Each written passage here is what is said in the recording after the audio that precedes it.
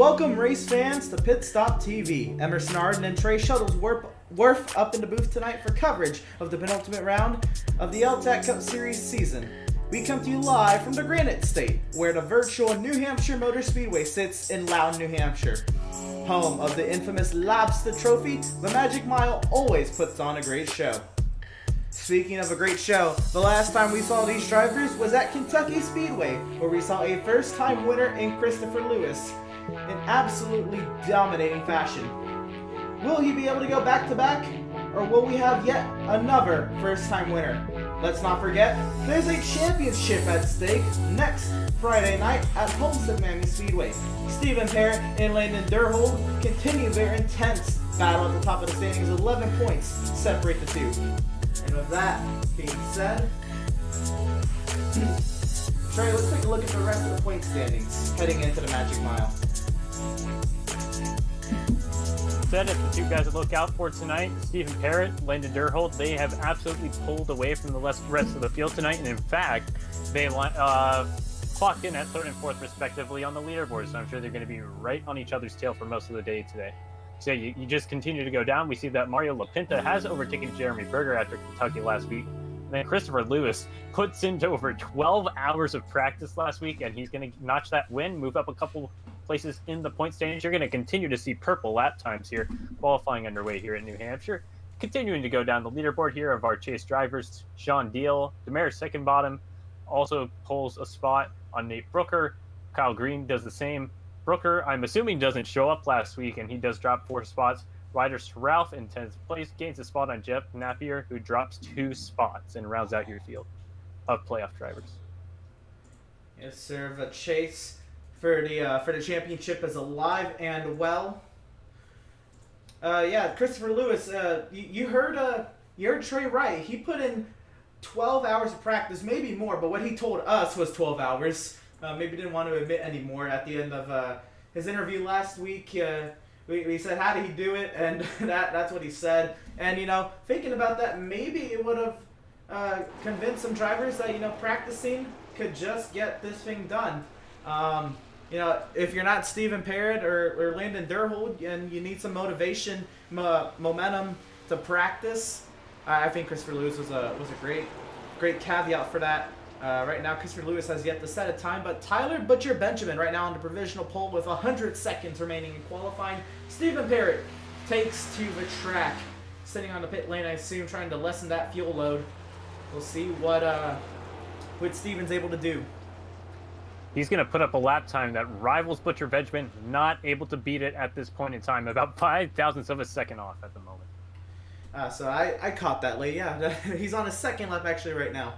We'll see. Can he go faster? Remember, here at New Hampshire at the Magic Mile, this track, you don't want to run the innermost lane. You want to kind of run that second lane up from the bottom. Parrott did not improve. He goes slower by about 7/100ths. Christopher Lewis, last week's winner, trying to go back-to-back. He's out on track now with 50 seconds remaining. And I believe he is coming around to finish his first lap. We'll see if he's able to get both laps in. The runoff, I believe, for qualifying, unless otherwise set, is 3 seconds. So he needs to get to the start-finish line with thereabouts of 30 seconds to make sure he can get a second lap in. He will cross, 32 seconds. If he doesn't make a mistake, he's going to get both laps in. Christopher Lewis goes 8th quickest with that. At a mile-long track like New Hampshire, though, being off half a second, that's going to be a massive amount of time. Of course, a lot of time to learn over the course of the race, but I think he's going to have a lot of work to go over the next 152 miles. Well, as he comes through turn 4, does he have anything? Can he go faster on lap number 2 to the start-finish line? It will not improve. He'll actually be about 3/10 slower on his lap. Well, I can't English today. It's a struggle today. That is for sure. But the field getting ready to grid up here. We're gonna go through our starting lineup. So row number 1, it'll be the 1 of Taylor Butcher Benjamin and the 69 of Stephen Parrott. Row number 2, how about Mario Lapinta and Jeremy Berger, both a couple of drivers looking for some wins to kind of have some momentum here on the right on out this season. Row number 3 will have Landon Durhold, currently in that intense battle for the title, is already at a deficit, so starting a few spots behind Landon Parrott is not going to help him, and Logan Hamilton will start P6. Row number 4 will have Kyle Green and Christopher Lewis trying to go back-to-back. He'll start from the 8th position. And Trey, you got the rest of the grid? We look back to row 5. Inside row 5 will be Jim Herrick. He will be joined by Robert Pattengale in P10. We go to row 6. The only representative from Europe tonight, Nate Brooker, he'll be in 11th, and then Sean Deal will line up outside him. Chase driver, Ryder Ralph, he's going to be P13, joined by Mike Aiello Jr. And then rounding out your qualifying drivers is Damaris Sickenbottom. He struggles in qualifying to a 15th place starting spot. He will be joined by Lauren McFadden. Then Kavaja Holt will round out your field in P17 tonight. Well, that is how the 17 driver grid will line up for tonight's race, and it's fitting. Car number 1 will start from position number 1.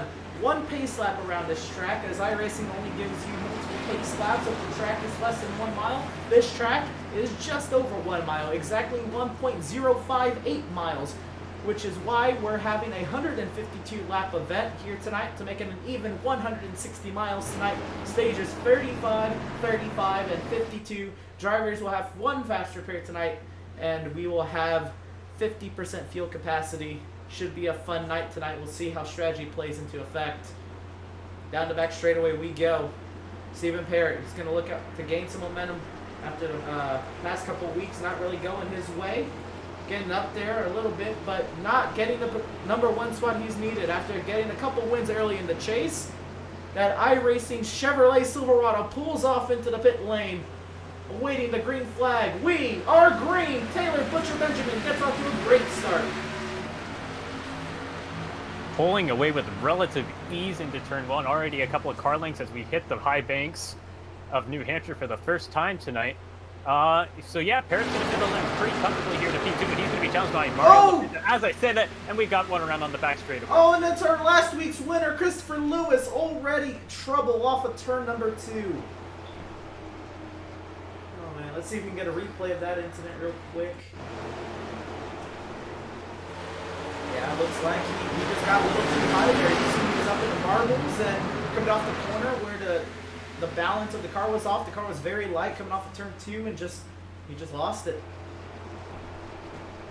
With the new tire model here on the iRacing.com service too, these guys have to give a couple of laps for these tires to get up to optimum grip and optimum temperature. You just can't be pushing the envelope here, especially on lap 1 of 152. Just not wise move. I think he's going to avoid severe damage. And then these guys also do have that 1 fast repair here tonight. So not out of the running, but it's going to be hard from here. Yeah, I'm trying to see how the impact was. Oh man, the way he hit that wall. I don't think he's going to have to use a fast repair, but if he hit it hard enough, he might have lost some RPMs. So, I mean, he might use it, but at the same time, we're pretty much at a short track where if you lose some RPMs, it's not the end of the world, especially in a short track. You might want to hold that fast repair on, and we just had the fastest lap under caution because we had to get a green flag lap in. Ryder Schraub actually takes that. But yeah, we'll see here as the driver's on pit lane. Actually, Christopher Lewis, I think he's actually back on pit lane. So I think he's not using that fast repair. He's going to go ahead and pit multiple times to see what kind of damage, what he can salvage with fast repair. Knowing that this is a small grid, a 17 driver grid, these drivers will be anxious to work their way up through the field, especially if you're somebody like Christopher Lewis, who's riding a lot of momentum entering this week. We'll see how aggressive he is trying to make his way through the field from P15 at the moment. He's coming off the pit lane right ahead of the 09 of Damaris Hickenbottom. And working our first caution of the night, we got to pay the bills here, keep the lights on here in the studio. So we're going to go ahead and get some sponsor read-offs in our way, out of our way here. And first up, we have the USRA, the United Sim Racers Association, was created with the intent to bring the racing back to the drivers. Their Grand Am Series showcases Daytona prototypes, GT4 and TC cars with fixed setups with the intent to have the driver win the race and not the setup. The season kicks off in September with the 2.4 Hours of Daytona. To learn more and to sign up, visit them at the UnitedSimRacersAssociation.com. Next up, we'll have permanent makeup in Maine. When it comes to your appearance, you deserve the best care that money can buy. Here at Permanent Makeup and Cryo in Maine, the owner, Ashley Bullier, is a certified micropigmentation specialist who provides professional, safe, and personalized services. If you're looking for the best solutions for your PMU concerns, give us a call today to book a consultation. You can contact us at permanentmakeupinmaine.com, or you can call or text us at 207-358-8683. If you visit our Facebook page, Permanent Makeup and Cryo in Maine, you will see that we do monthly giveaways, and if you submit your entry, who knows, you might just win. Finally, we got Whiplash Media.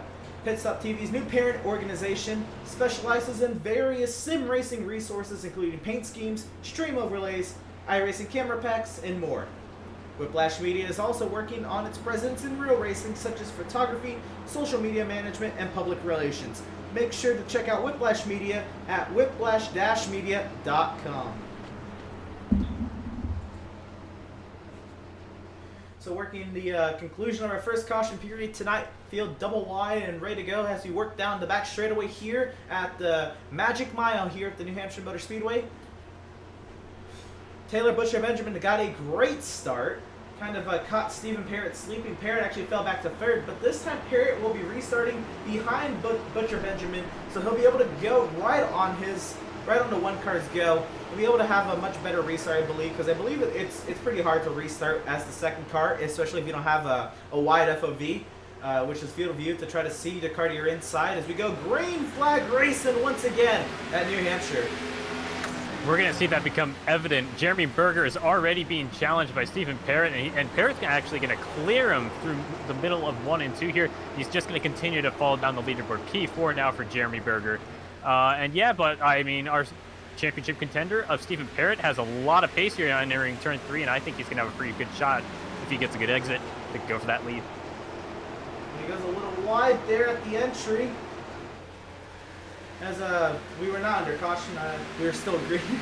I go a little wide there at the entry of turn 3. He has to kind of regather it, but he sets the fastest lap, so actually scratch that. What I think he's actually doing is he's trying to get wider there at the apex of the corner, kind of the opposite of a diamond, or I guess, no, that's how you diamond the corner pretty much. You go wide at the apex and then try to get a longer straightaway, much more on throttle time by using the outside lane on the exit of turn 2 and turn 4. We'll definitely extend those straightaways. We'll see what kind of a lap time Parrott will set here if he improves.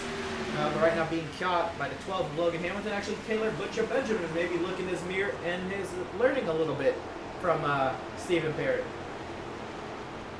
Yeah, the tires are just going to continue to get temperature. Our lap leader, Taylor Butcher Benjamin, he sets a purple lap time here, and he's going to have the quickest lap time so far. So these tires are just going to continue to build up grip until that is the Magic tire fall off happens here at the Magic Mile. Of course, just want to remind everyone at home here, we do have a stage break coming up on lap 35, and because of the fuel limit, which is at half of a maximum capacity, we're not going to see any pit stops for fuel here during a green flag run here in the first 2 stages, which are 35 laps respectively. But I think we can expect some fuel runs there at the end of the race. If we only have 40 laps of fuel, we have a car loose off of turn 2.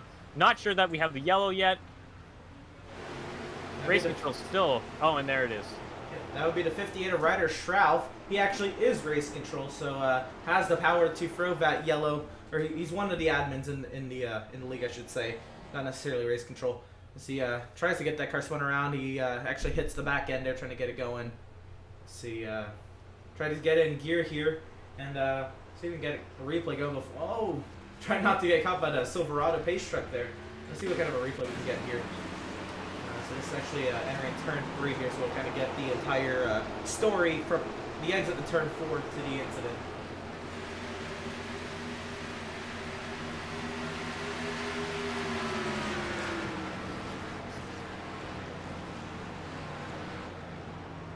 Like he was in the lane, following the 0.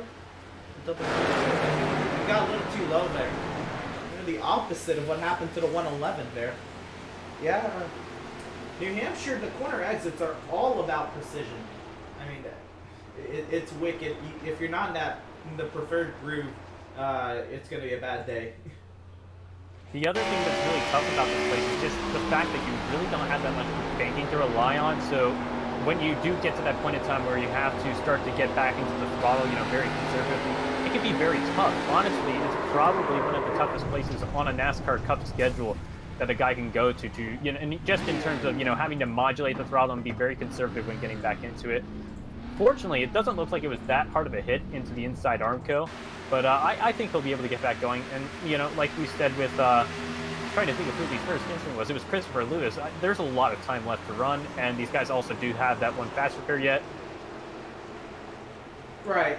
Yeah, that fast repair, drivers are going to want to save that because of just how aggressive these restarts will probably get later on into the run. And yeah, it looks like a very similar hit to what Christopher Lewis had. So there he is on pit lane. He's obviously there a little bit longer than normal, so preserving that fast repair in case there is some melee later on in the event. Very, very smart thing to do, especially knowing kind of how Bristol went. Short tracks are going to be crazy, as they usually are. Close quarter racing, the aggression is high. There's not a lot of room, not a lot of places to go when an accident happens, especially if it happens late or middle or late corner. There's not too many places to avoid that. Yeah, the wide corners here can be incredibly deceiving because by the time, like you said, we get back onto the exit, of the corner and onto the straightaway, we are narrowing up into a one preferred line, and it's just naturally going to happen when guys are trying to merge into one preferred line off exit. Right, and you just mentioned a great thing here. It is one preferred line, and that really is the story of New Hampshire. One preferred line. You can try to use the outside lane, but generally it's not really going to work out for you. So these drivers, they are fighting really hard to get in line, and once they're in line, it's very hard to overtake. You kind of just have to pile on the pressure on the guy in front of you, hoping they make a mistake or something, or maybe give them a little nudge, use the chrome horn, as short track racers like to call it. But yeah, it looks like we're doubling up here, getting ready to get back to racing here at New Hampshire. So yeah, go for it. Go ahead. Okay. It'll be Tyler Butcher Benjamin and Stephen Parrott row 1, pretty much a mirror of what happened on the initial start of the race. Row 2 will be Logan Hamilton, Jeremy Berger. Row 3, Mario Lapinta, Kyle Green. Row 4, Kavaja Holt and Jim Herrick. Row 5, Robert Pattengale, Sean Deal. Rest of the field, Demarius Hickenbottom, Landon Durhold, who's the title contender, having a little struggle here early. Hopefully, can get it turned around here. He'll have a couple stage yellows to really work on that car here. But meanwhile, the story's up front. It's between Butcher Benjamin and Parrott on these restarts. The iRacing Chevrolet Silverado is into the pit lane. And green flag is in the air. Taylor Butcher Benjamin, he is on it on these restarts. He is going as soon as he can. Smooth as silk, back onto the throttle. He's going to take a conservative line onto the entry of turn 1. And he's still going to stay pretty low here off of the exit of turn 2. Leaving Parrott to fend off both Hamilton and Berger off the exit of 4, and it looks like to the inside, Logan Hamilton will be looking for P2 on Parrott on the entry. He's not going to go in too deep as we ride on board here with the 69 of Parrott, but they're going to be dead even as we come off of the exit of turn 4. Yeah, you see Logan Hamilton fighting hard on that inside, and he didn't have the preferred line there. You saw the loss of grip. He didn't spin the car out. That was great car control to actually really keep that car straight off of turn 4, but you saw he was struggling to get the power down, and now he's in the preferred line. Now he can really pile on the pressure on Parrott. Parrott, I think, just he's not gotten into a rhythm yet. The stop-start kind of way we've had at the start of this race kind of messes with drivers sometimes, and you're not able to get into the rhythm that you think you had maybe in a long run in practice or something, and having to restart multiple times can really get to a driver sometimes. Yeah, I think the question is a big, when rather than an if, because eventually you're going to struggle getting off a restart. Let's say that Butcher Benjamin, who has proved in, both practice and qualifying that he has the best pace in the field, gets one poor restart, and there could go everything. He gets involved in an accident. So he just needs to hope that the field's able to minimize the amount of contact and, spins that we've seen early on. And that's all he can hope for at this point. And he also has to execute in the pit lane, of course. Right, strategy is it's definitely going to be huge here, as you said, with 50% capacity. I can't remember. You said you don't expect pit stops at the end of stage 1? Talking with race control tonight, we're expecting a full fuel stint of about 42 laps, and we're looking at 35 laps for both of the first 2 stages. So no green flag pit stops early on, but we have a chance in the last stage of the race tonight. Oh, okay. That's what you meant. Cool for clearing that up, right? Yeah, that final stage, it is 52 laps, which is about 7 laps over that window. So some drivers may try to save it, especially drivers who are confident in their clutch pedal. Other drivers maybe who don't have a clutch pedal mapped or don't think they're that good at saving might not try to do so. And saving here in New Hampshire, saving is always hard, especially 7 laps. That's a lot of laps. But at New Hampshire, you can really back up these corners and not lose too much time just because it is a 1-lane racetrack and it's so hard to pass here. Yeah, I think the other nice thing is just the fact that, despite the fact that you do have to slow down speeds a bit, it doesn't seem like you have to get very heavy into the brake throttle. So it makes it, really relatively easy to, get into the clutch and just let the car roll into the middle of the corner. And then, like, you can even continue to back up the corner beyond the point where you get back in the throttle, and you're not going to lose a massive amount of time compared to intermediate tracks either. So here we have the battle on our screen here. This is for P8. This is Kavaja Holt, Kyle Green duking it out. P number 8. Again, this is a couple stage points here. P8 gets you 3 points. P9 gets you 2 points. I think that's the battle for 7th, actually. Christopher Lewis. Remember, he started P15 on that on the restart two restarts ago. And I get English. He's up to P9 already in the stage points. What a great run thus far. I know it's only a 17 car field, but getting up to 9 from 15th is no easy task at New Hampshire. Yeah, we did see in qualifying, at least based off of qualifying pace alone, that he may not be one of the fastest guys out here tonight, but I think New Hampshire does provide a lot of chances for guys to strategize just in terms of pitting, and it's a place where you can learn a lot over the course of the race, because it's quite possible that, unlike at Kentucky last week where he got hours upon hours in, maybe he's been busy this week and hasn't had a lot of time to get used to New Hampshire. So, and we know he's a pretty capable driver after that win, so he's just going to continue to come up the leaderboard, I think. It's probably going to be tough to challenge with the likes of Hamilton, Parrott, and Benjamin. They've pulled quite a bit from the mid-pack at this point. Right, well, we're out on board with the 94 of Landon Thurble, who is working his way up through the field. Remember, he was towards the back, and around goes the 13. That's Mario Lapinta. He saves it. So you're right on board the 94. You were able to catch that, catch almost all of that, really. Wow, just talk about timing there. But yeah, I was going to originally ride on board with the 94 to just watch him try to catch P4 now. P4, Jeremy Berger is about a second up the road from the 94 here.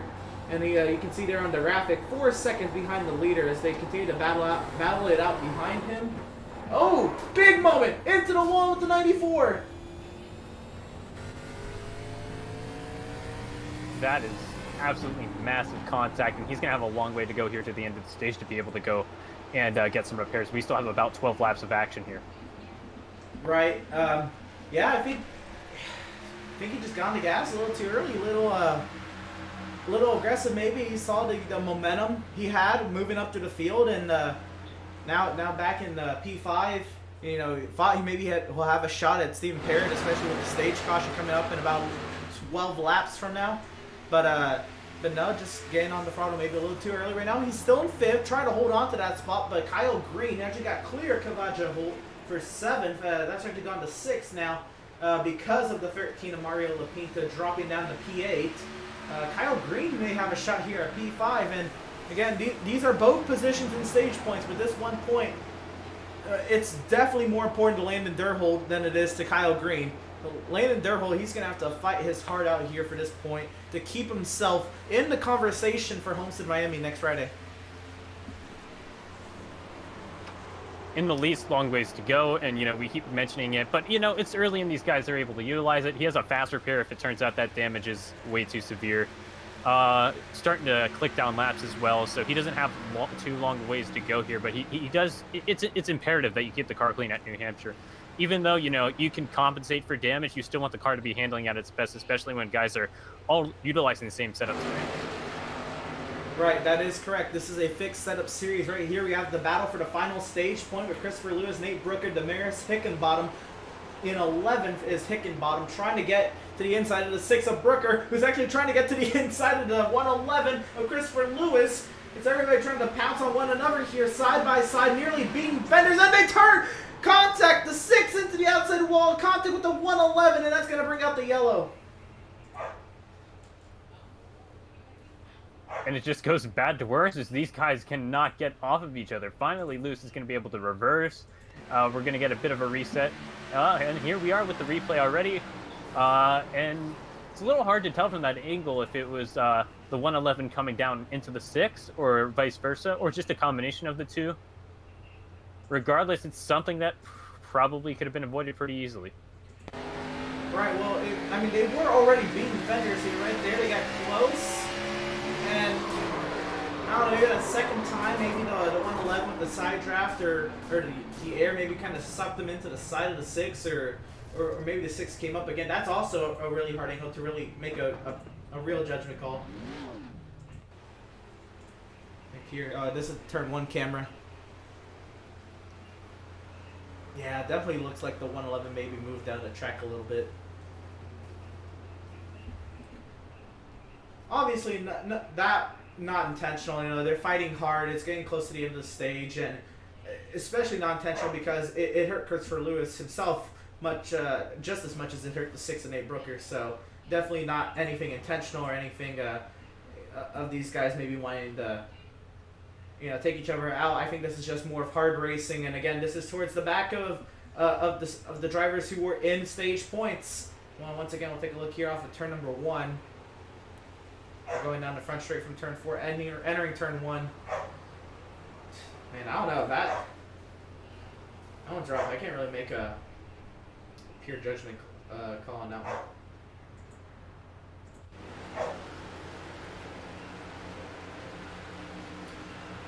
So we'll get one more shot. This is an overhead shot that isn't too clear, and again, I'm going to have to say this is just a hard racing incident. I can't really place any blame on any of these drivers, especially because it was so early and it hurt both drivers. Anyway, pit stops actually have been completed here. These are drivers coming into the pit lane. I guess the pit lane is open for service. Everybody but the top 3 stays out. Mario LaPinta, Jim Herrick, Sean Deal all stay out here. We'll see what We are going to see Taylor Butcher Benjamin drop off to P6 after, I'm assuming maybe we did miss some initial pit stops, but I'm not entirely sure. I'm going to guess that's probably what happened here. Maybe these drivers are topping off on fuel, getting fresh tires for the restart here to make a one last ditch effort, especially because it looks like these drivers are all going to restart outside of stage points. No, that's probably the optimum strategy call, just to get the freshest rubber you can and just get a fresh reset, mental reset, and let's get ready to go back out there. Right, definitely. So nearing the end of stage 1 here, we'll see whenever the pit lane clears. Maybe okay. Well, these 3 drivers appear to look like they're just repairing damage that they probably got earlier, trying to save that fast repair. Yeah, down and away goes the 111. Mike Aiello, Ryder Schrauf. See if they can beat the pace truck here. In the pit lane, we'll see them. Pace trucks at the start finish. Am I going to be able to pull a Lightning McQueen? No, they're going to go a lap down, both of them. So they're going to be fighting each other. Actually, Ryder Schrauf's one lap behind the 74 Mike Aiello. So Mike Aiello right now sitting pretty for the free pass. Ryder Schrauf falls 2 down. Maybe just trying to make sure he gets that damage repaired, and then he'll try to get his lap back later. Anything you can do early on to save a fast repair is a pretty wise move, because it can definitely come in handy if you have an incident that does take out the motor or causes severe suspension damage. So do what you can if it's minimal damage early on. And I regret to inform, I think we lost the 00 Kavaja Holt early on. He'll be looking to finish P16. And Kavaja Holt, he was mid-pack. I believe this is his second start with L-TAC this season. His first start last week at Kentucky, and he didn't have a bad start again, running mid-pack, trying to feel these cup cars out, feel these drivers, see how they kind of race one another, and just didn't Didn't get that much of an opportunity today at a flat 1 mile track. I think it's tough because this is a track that you can learn about yourself a lot as a driver. It's just because it's so demanding on the driver, because you are having to brake a little bit. Your off throttle time is quite severe, and then like you do have to be very, very considerate when you decide to get back into the throttle in the middle of the corner. And you know, as we've been talking about, passing here is next to near impossible. So any lap time, or any laps rather, that you can gain here are really going to pay off in the long run.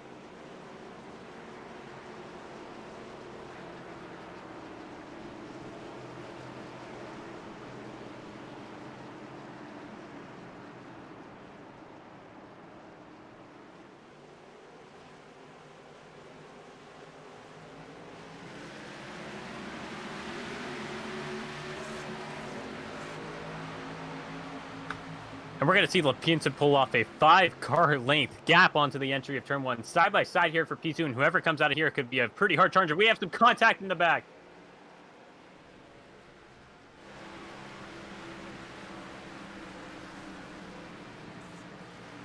Lead change.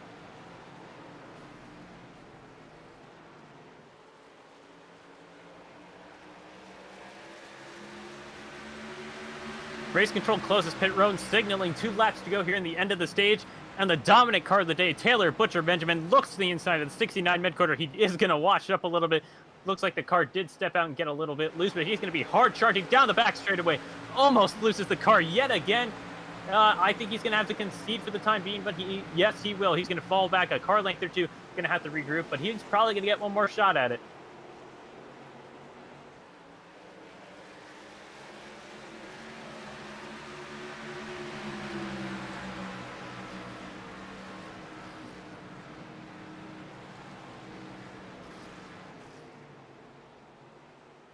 Looks like Herrick's going to be in pretty good shape and unchallenged, but here is the battle for the lead. Down the back straightaway, the one's going to have a half a car length advantage.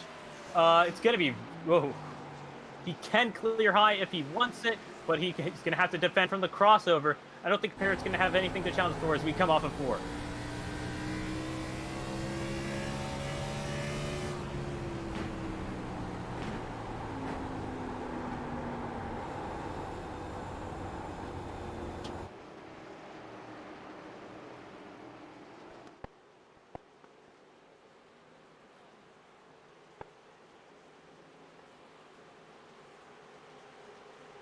Wow, I had my mic muted on the broadcast for that whole restart. But yeah, Taylor Butcher Benjamin wins the stage. Stephen Parrott comes home second. Mario Lapinta third. Jeremy Berger fourth. Kyle Green fifth. Jim Herrick ends up P6. Nate Brooker seventh. Logan Hamilton eighth. Damaris Hickenbottom ninth. Robert Pattengale 10th. And if you look in 12th position, the 94 of Landon Durhold did not score a stage point, while Stephen Parrott gets 9. Big news here. That is going to have major championship implications. Durhold is going to have to go on an absolute tear for the rest of this race in Homestead if he's going to have anything to say with this 69. He's not out of it yet by any means, even here today, just in terms of being able to earn stage points here. So you say that he doesn't earn stage points here, you know, at the back end of stage 1, but maybe he wants to stay out here and gain some track position for the start of stage 2. It is going to be shorter than stage 1 because we do have the yellow that, you know, transitions into the start of stage 2. So it's probably only going to be a 30-lap run here. Right, I agree. I'm shocked as there goes Mike Aiello Jr. getting the lucky dog. I'm just shocked here with that because, I mean, Landon Durwood, he restarted 5th. And, you know, he got into the contact with the 44 Sean Deal and all, but he was still, you know, well inside the top 10. Maybe he just got loose or something there on the final lap while we were watching the intense battle for the stage win. I'm just shocked at that turn of events there that Landon Durwood actually fell outside the top 10, restarting in 5th. And he was on fresh tires.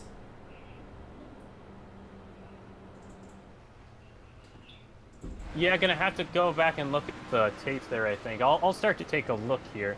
But, yeah, I'm assuming our pit cycle is probably going to excuse me, going to begin here is we do see the 23. Oh, it's Robert Pattengale coming down pit road here. Looks like he's going to be at the head of the leaders who come down pit road.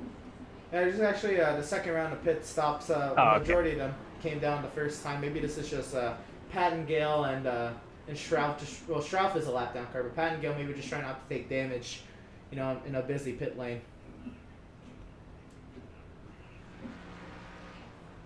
The 12 of Logan Hamilton is in as well. And this is pit box at I believe that did he just use a fast repair? Wow, that back bumper just got buffed out. Instantaneously. Yeah, I have to see. Did he intend to use the fast repair? There's some back and did he get it from pit lane? That is an important point to bring up. If you're unfamiliar with the way a fast repair works on iRacing, you do have to select a box where you either check or uncheck a prompt asking if you want the fast repair. Oh, so it's possible that he had it active. Oh, well, no, he would have had damage regardless. So I'm not sure what the issue there was for Logan Hamilton, but regardless, it looks like he is going to have to take that fast repair. Yeah, I don't think he meant to, and that's gotta hurt, especially if you get into an incident later and you're just like, man, I should double check that thing. Because what it is, it's one of your black boxes, which is one of the information boxes you have available to you on iRacing. Just on your screen, you're able to click through them or use keys on your keyboard to access that information. And one of the black boxes is your pit stop information, and you have to, like Trey said, you have to uncheck it to make sure it doesn't get used, and just take the repair time from your pit crew. And he had damage, even if it was minor, it's still going to use it, and yeah, that's tough. I think it's just maybe coming down for a fresh set of tires and top the car off on fuel, and well, he got more than that. Well, at this point, you are going to have to work with what you have if you're in the number 12 car, and you're going to have to take absolutely extra care because we see that the restarts here at New Hampshire can be very, very dangerous, especially when you get off of the exit of a corner.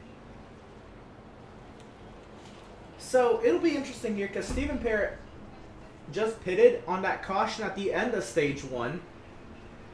He pits again here for the caution at the conclusion of stage 1 that'll start stage 2.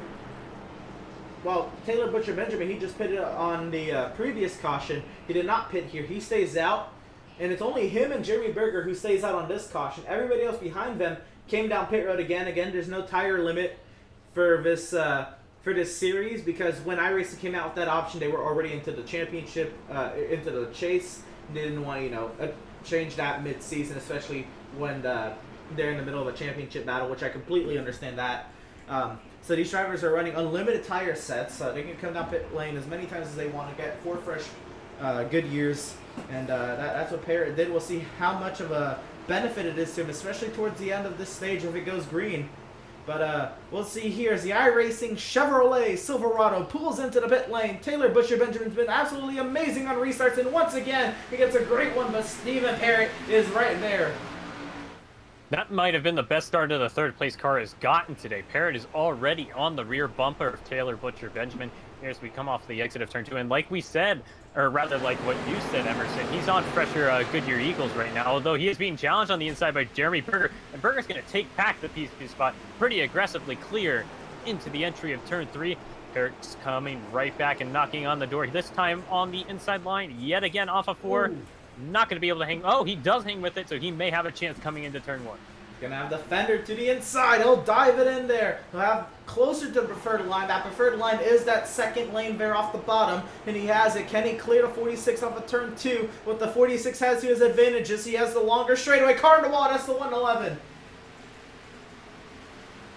Christopher Lewis's day just goes from bad to worse. Unsure if he's taken that fast repair yet after that incident with Nate Brooker. That was some pretty hard contact there with the outside safety barrier off turn 2. All right, here comes Kyle Green into the mix. Kyle Green and putting himself into the lead battle as Taylor Butcher Benjamin has not been able to pull away. Stephen Parrott on fresh tires has had to use up those fresh tires a little bit on this restart because the 46 of Jeremy Berger has been absolutely on it. Not such a good launch in this restart, but Jeremy Berger after that, after he recovered from the launch, has been on it ever since, challenging the 69. Now Parrott, and there's caution on the speedway. Looks like the 111 has gone around again.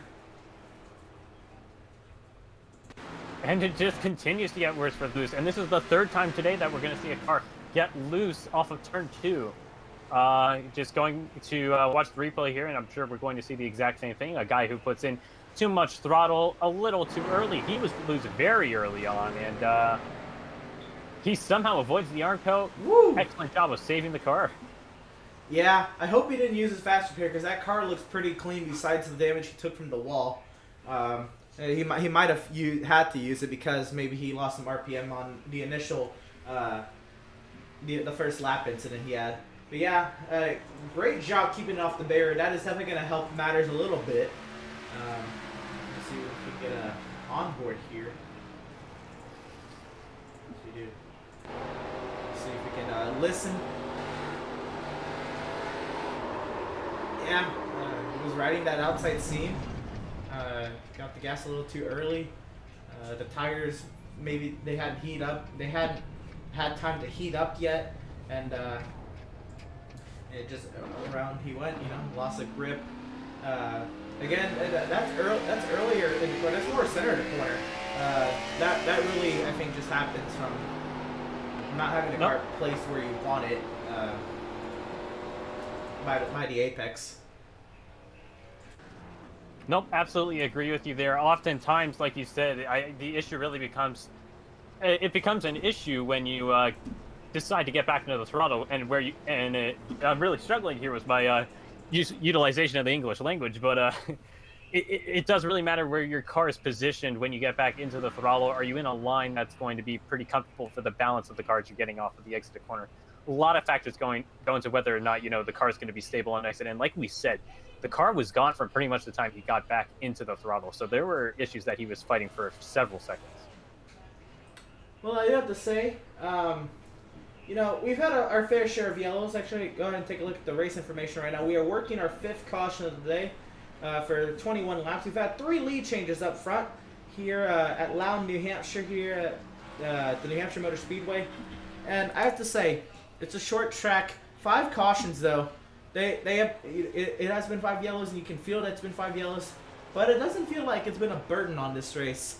And I think what's helping that is we are approaching the 1/3 mark of this race, and we're only give or take about 30 minutes into the event. So that's really going to take the pain off, even if you have a slew of yellows here in the middle.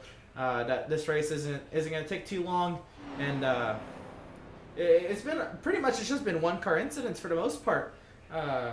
Just cars losing it on corner exit.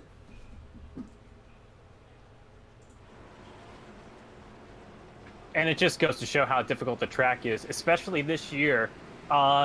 In the Real Life NASCAR Cup Series, and it's been translated here onto the iRacing.com service, these guys don't have the 8-9 inch tall spoiler that we saw at New Hampshire Motor Speedway last year. Instead, it's only 3-4 inches tall. So these guys don't have as much downforce in the middle of the corners, and therefore are going to be fighting for a lot more grip mid corner.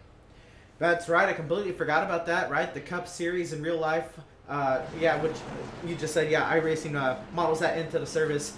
They're using the lower downforce package that fans really, I think, prefer, especially at tracks like this where it really is driver dependent. And then, that being said, they don't have these cars at 550 horsepower. They have these cars at 725. So these cars are really there's a lot of power to them, and the low downforce in the rear, it can really get these cars really squirrely on corner exit and very hard to control, especially on cold tires or especially on very worn out tires. These cars don't handle the best. No, I mean, there's not much more I can add there except for the fact that, like you said, a lot of fans do like seeing guys have to, wrestle a car in the middle of a corner. That's just something that you don't necessarily see when when you have tall spoilers and you take away some of the power from the drivers. I think last year at New Hampshire, I do believe they had 750 horsepower. But I mean, the other thing that the real life guys in the NASCAR Cup Series are working with is the PJ1 traction compound, which does also add a lot more grip. So that, traction compound was working with a car that already has a lot of downforce, and it just made a track that was incredibly grippy. And guys weren't having to fight it as they would have to in previous years. Right, one look, it's been on the screen for a bit, but a quick look at the weather. It is 80 degrees Fahrenheit air temp, but the track temp 118 degrees Fahrenheit. That could also be having an effect on these tires, not gripping too well. But we're going to go ahead and get back to it here. Taylor Butcher Benjamin, Stephen Parrott, row number 1, the iRacing.com Chevrolet Silverado heads for the safety of pit lane into the restart zone. Once again, that one car is going at that first line. You think these drivers are picking it up, and they absolutely have with Stephen Parrott able to really stick with that one car on the outside, but he's going to lose some speed here in the center. Yes, it actually check up a little bit. It's going to allow the 46 of Jeremy Berger to get to his inside, down the back. I think that's the best we've seen someone restart from the outside line. Now, yeah, he's being challenged by the 46 of Jeremy Berger, who watches up and almost, oh yeah, he is going to make contact, I think, with the 69 car. He apologizes over the radio comm, and Parrott's now going to look low and try to overtake yet again for P2. But no, it's just the fact that I think that was the best launch we saw from the outside line today. And maybe, Parrott's taking notes about the ways in which Butcher Benjamin's, restarts. We've seen him be up front, just not in the lead spot yet that much for Parrott. So I think it's very valuable for him to learn what a restart's like from, the multiple positions up front. I totally agree. Yeah, he's had a lot of time to study Taylor Butcher Benjamin. I think Butcher Benjamin, he's not going to play too many restart games until maybe it's later into the race, and he thinks he has to win the race. But right now, he just wants to get up and go at the very moment he can. And the drivers' meeting today illustrated that no driver can go before that first line that illustrates the restart zone, and that's exactly what Butcher Benjamin's doing. He's going at the very first moment he can, and Stephen Parrott, he's taking notice to that. As he said, probably the best launch from the outside, and maybe too good of a launch. He didn't know what he could do on that outside lane, and he didn't know if the one was going to push up, so he had to check up a little bit, which allowed the 46 to get to his inside. But now long clear to 46. We'll see if Parrott has anything for Butcher Benjamin, but I think that's also what Benjamin wanted. He wanted them to get to battling behind him. Well, I guess that's what you always want as a leader, but the great restart for Parrott kind of negated by the intense battle he had with the 46. It just goes to show that, maintaining that lead does give you so much control here, especially at a track like New Hampshire Motor Speedway. It's a place where it can be very easy to dive bomb on corner entry, even if it's difficult to pull off a pass. And especially when guys are still getting up to speed, that could leave you in a very, very lethal position if you're, the leading car on the restart and you have guys that are very aggressive and see this as perhaps the best opportunity to go for the lead. All right, we're right on board with the 94 of Landon Durholt, right now currently second in the championship standings. Sat P7 right now closing the gap big time in the 09 of the Maris Hickenbottom. He looks to the inside here. We have our swinging on in-car camera. He's going to blow right by the 09. Maybe the 09 got loose off before. Hickenbottom will pile on the pressure coming off of turn number 2. As Durholt now in the P6, working his way back into the top 5. This is going to be some valuable stage points again. Parrott is still ahead of him, which means Parrott will still gain points on Durholt at this moment. But there's a caution on the track, and it's the 111 once again. Drivers upset over radio communication to see another yellow here, unfortunately. And like you said, it's going to be a repeat figure. Third time I think Christopher Lewis has been involved in an incident. If I would have to guess, he's probably going to get loose off of that absolutely treacherous turn 2. A little later than last time, and again, he's able to keep it out of any wall. So I commend, the 111 there, but unfortunately it is going to bring out a yellow, when he comes back onto the track and merges, and he's only driving about 20 or 30 miles an hour. Right, I mean, it's going to sound bad to say, but he's getting a lot of practice at keeping the car out the barrier back there. But which it's a bad thing to say, but at the same time, it is a trouble spot at this track. Turn 2 really is one of the trouble spots.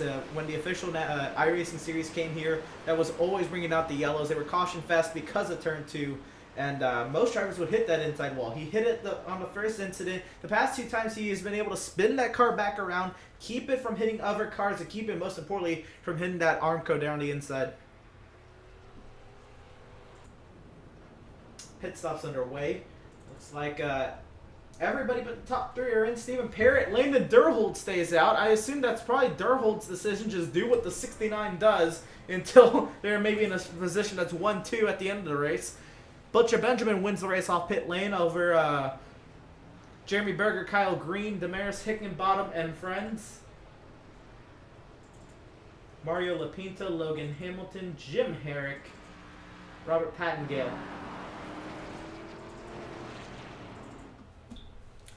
So Stephen Parrott, I think for the first time today, assumes the race lead from Taylor Butcher Benjamin. But Benjamin has obviously not been leading every single lap. There has been 3 lead changes. But I believe this is the first time Parrott will have the lead. It will be the first time Parrott will have the lead on a restart. We'll see what Parrott's able to do and what he chooses to do. Considering Butcher Benjamin has always started at the first line, this time Butcher Benjamin will be actually on the opposite line of the 69. And for the first time, I think, today, Butcher Benjamin, no, not the first time, there was the one at the end of stage 1. I believe for the second time today, Butcher Benjamin is restarting in traffic. So we'll see if that one car is able to fight his way back through the field. Yeah, he's also going to have some very capable cars ahead of him, especially Logan Durhold and Stephen Parrott are 2 championship contenders, especially the number 69 of Stephen Parrott. And when we come back to restart here, stage end's going to be at the conclusion of lap 70, so we're only going to have about, give or take, 9 or 10 laps here to push to the end of the race, I think. So it's going to be pretty fun to see if the fastest car can get past some cars that are probably his tightest competition today. Yeah, I cannot wait. I'm pretty sure without outside issue or without a mistake, that Butcher Benjamin will be able to have the speed to try to work his way through the field. But at the same time, the 69, I think the 69 is definitely not as fast as the 1 car. But here, the 69 is going to have the restart advantage in clean air. Will he be able to build up a gap big enough to maybe hold off the 1 car, or just be able to hold off the 1 car, knowing that Parrott's just been so good this season? You know, the 2 wins at the beginning of the chase and everything has a lot of momentum going his way, obviously leading the point standings. And most importantly for Stephen Parrott, ahead of Landon Durhold right now in the stage. We'll see if Durhold's able to contend, but we've seen second place not get such a great restart today, besides the one that Stephen Parrott got most recently. Yeah, the thing for Durhold in his scenario too is the fact that he hasn't had a lot of restarts where he's been near the front. He started in the 5th position, but he's really struggled in the early stages of this race. So this will be his first taste of a restart on the outside line here, I think, being, the first place car on the outside line. All right, well, the lights are off on the iRacing.com Chevrolet Silverado Pace Truck. Again, 3 drivers staying out. For this caution period are 2 championship leaders. Stephen Parrott currently has a 20-point lead. Technically a 21-point lead over Landon Durhold at this very moment. Sean Deal in 3rd, just trying to get some points in his favor. Taylor Butcher Benjamin, the first car on 4 tires, in 4th. Row 3 will have Jeremy Berger, Kyle Green. Row 4, Damaris Hickenbottom, Mario Lapinto. Row 5, Logan Hamilton, Jim Herrick.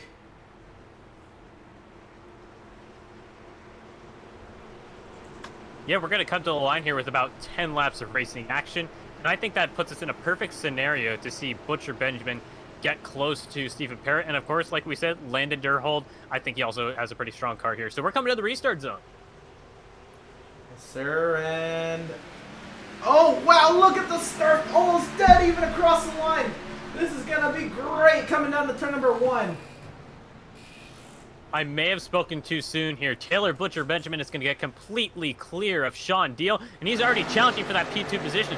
Leaders are going to be side by side, and it's going to let the 1 close up even more here as we head into the entry of turn 3. Well, how about this? Our 2 championship leaders and the fastest car today duking it out for the race lead. Landon Durholt to the race lead, making a 19-point deficit, making an 18-point deficit for Landon Durholt. He's currently on a mission to try to get this title. What an absolutely mega move here. And like you said, every point's going to matter here over the next 2 rounds. We're heading into Homestead, Miami after this. And then that's it. That's the end of the season. So these guys are really running out of time to try to make up points here. And we know that stage points, if you watch NASCAR, if you're a regular watcher of the series, stage points can be so valuable. And it gives a chance for guys to utilize some strategy. We're going to see Parrott continue to drop down the leaderboard. Butcher Benjamin to the inside for the lead as we come to the completion of lap 62. I didn't think Benjamin would be able to complete that pass down there, because you've seen him get very loose actually there off of turn 4. But he gets the car under control, keeps it straight. But oh, big moment. Everybody's loose off of turn 2. It has been the trouble spot all day. D-Sharp is able to keep it straight. Durholt now falls back to second as Taylor Butcher Benjamin takes over the race lead once again. Stephen Parrott under a heavy attack from the 76 of Kyle Green, who's on fresh tires.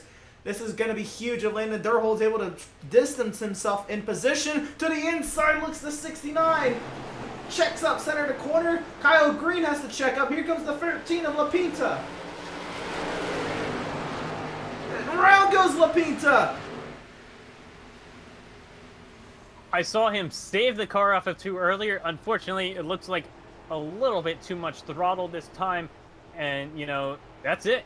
Around she goes. And I think that's like the fifth time today that we've had someone spin off of turn 2 for a caution. Right, I think, yeah, this would be the 5th.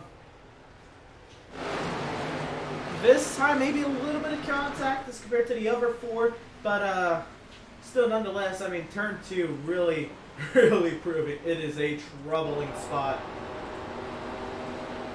See right on the pizza. Yep, a little bit of contact into the left side of the 76. Not really anything else Kyle Green could have done. He was almost basically to the outside wall. La Pinta was just chasing the car up the track, I was pretty sure. As it is very loose going through turn 2, that is not uncommon to see a driver trying to chase the car up the track. And that was it. Yeah, around she went. Very light, you know, the drivers are fighting hard, and I have to say it has to be this package. Low downforce, high horsepower. It has to be the package. No, I honestly think these guys don't have those issues if we have the very tall spoiler. Even with, you know, as much horsepower as these guys had in the NASCAR Cup Series last year, it just makes such a massive difference to have, you know, so much more quartering grip. Especially, you know, we keep talking about it, but it's important to bring up the fact that it's really hard to get back into the throttle in New Hampshire, but when you do add that downforce, it just makes it very, very more comfortable to drive. Don't want to compare it necessarily to a, you know, a GT sports car, you know, a GT3 or a GT sports car, but that's in some ways, that's what adding downforce to these heavy stock cars can do. Yeah, if you drive, like, let's say the BMW GTE on this service at like a track like Road America, which is, you know, a lot of straights and heavy braking zones, tight corners, it just feels so planted because of the giant spoiler on the back of that car. These cars, they don't have those giant spoilers that Dale Jr. would like to talk about. They have little itty-bitty lips on the back ends of these cars. Now I'm wondering how many laps we're going to have for the conclusion of this stage. It's an important question to raise here. It looks like we don't get the 1 to go here, so I think we're looking at possibly either a 1 or 2 lap shootout here, depending on when we get the 1 to green. All right, it's going to be absolutely mental to watch this restart. Here's the thing, Landon Durholt had an amazing restart from the outside, but that was because Stephen Parrott waited a lot longer to hit the gas than Tyler Butcher Benjamin does. Has Landon Durholt been up front enough to know maybe that's Butcher Benjamin's strategy? Or does Butcher Benjamin change up his restart game, knowing that this could be for a stage win? Does Stephen Parrott have anything to say? Again, the battle and the points right here, right now. It was a 20-point deficit at the end of stage 1, 19-point deficit right at this moment for Landon Durholt. Again, every point's going to count, especially if Durholt brings an amazing piece of racecraft to Homestead, he'll really be able to make up some points here. And again, every point matters, and nothing is set in stone until that checker flag drops. But yeah, we still haven't gotten to 1 to go here. So if we get the 1 to go, yeah, it's going to be a 1-lap shootout, or this stage is going to end under yellow.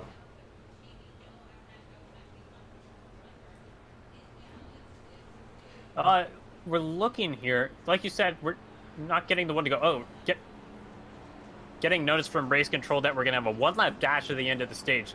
So race control is expecting to get a 1 to green restart here, and then we're going to have that 1-lap dash for all of the stage points and all of the condensed glory here at the middle of the race, and then we'll get that yellow flag. Pit road is closed from the start of, or rather from this restart for this 1-lap dash as well. That's great. We're able to have race control messages, and we do get the 1 to go here. It will be a 1-lap shootout. Can Taylor Butcher Benjamin sweep the stages here at New Hampshire? Can Landon Durhold close that point gap anymore? Maybe get a 2-point gap if Parrott has a bad restart. Maybe even more points he can gain out of the stage. But again, it has to be a perfect restart from the 94. Stephen Parrott, can he extend the point lead he has over the 94? Maybe regain by him, and maybe even sneak in by this 1 car here. He's going to have just over a mile to do it when we go green. To the outside, Kyle Green quietly has become a factor into this race. He's been slowly making his way up through the field. Then he got up there on a restart with a couple of these guys, and he's kind of been here ever since because of strategy.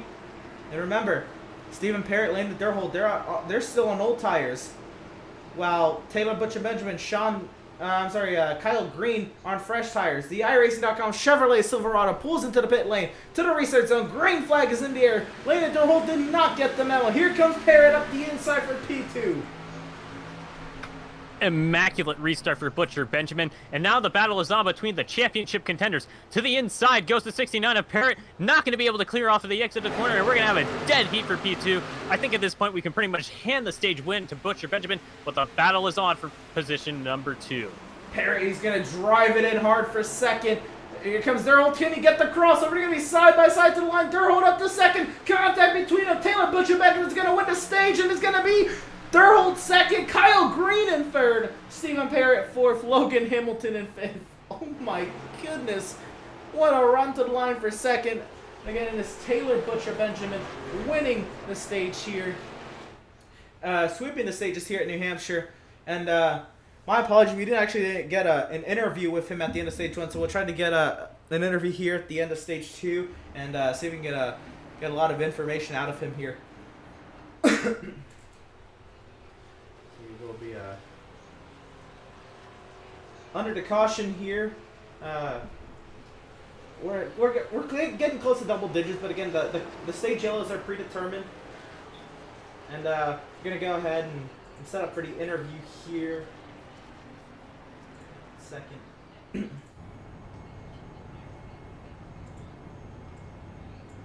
All right, Taylor Butcher Benjamin. This is PitStop TV booth. You got a copy? Yeah, I got you guys. All right, so first I want to apologize for not giving you the stage 1 winning interview, but good thing you swept the stages here. You got even more to talk about. Talk about the run you've had so far this race.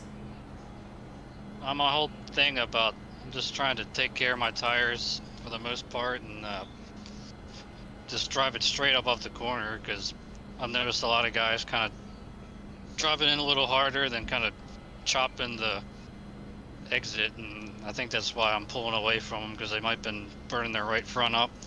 So I'm just trying to keep it smooth and not do anything crazy, and feel like I got a good shot at this thing at the end. Right on.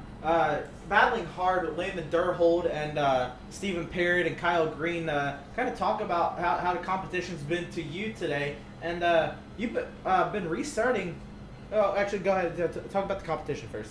I won't get to that second question yet. Yeah, Steven and Landon, I mean, they're, if they can, it seemed like they're over driving a little bit, but if they can, like, maybe get that a little under control, then they might be able to, challenge up here. I mean, Steven's usually, and Landon are pretty fast regardless, so I think I don't think I got this race won by any means, but I think I like my chances if they keep over driving.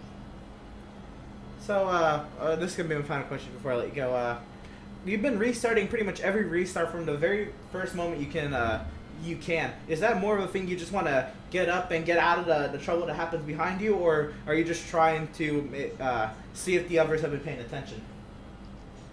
A little bit of both. I know that I think it was the second or third restart. I think Steven anticipated I would go at the line, and then I waited a little bit and got a run on them then. So just trying to watch and see what they're doing next to me and behind me to judge off when I go, and like you said, to try to get back and not get stuck back in traffic, because it sounds like there's a lot of carnage going on behind me. Yeah, turn 2 has been the trouble spot. Wishing you the best of luck for the second half of this race. It's been an absolute blast watching you. Oh, one more thing. Do you have anybody to shout out for your amazing run here? Actually coming up on 75% of the laps led so far this race. Yeah, I got my buddy Richard Springer, who we're teammates over on the Dynasty Racing League. He's in here spotting for me and providing good information on what line to run and what's going on behind me. So definitely give him some credit, as well as the rest of my teammates from all the other leagues I run, and you guys up in the booth for doing this broadcast, and for Nolan and Ryder and Sean for putting on the league. Right, well, thank you for your time. We're going to let you get back to business here. It's been an absolutely amazing race for you, and wishing you the best here in this final half. All right, thanks, guys. All right, and that was Taylor Butcher Benjamin. Did you kind of learn anything, any insight from what we thought he's been doing on these restarts and all after that? I only caught the back end of the interview. I'm pulling double duty and doing a little bit of social media coverage here. But right. I do like what he said about the fact that he's kind of playing multiple. He's learning a couple of things by being able to restart in the first position. He's being able to both learn places are okay. I'm struggling here, but what I'm trying to say is he's learning when good times to restart are. And he's also learning pretty strong ways to defend on the middle, the entry of a corner to defend the lead. So I think he's going to be in really good shape if we get a late race restart. Right, and I cannot, say anything about struggling with words. It has not been my strong suit today as well. But nonetheless, right, Taylor Butcher Benjamin, I mentioned that in that interview, he's led 75% of the laps so far in this race. It's been an absolute clinic. I had something else in my mind, but I've forgotten it.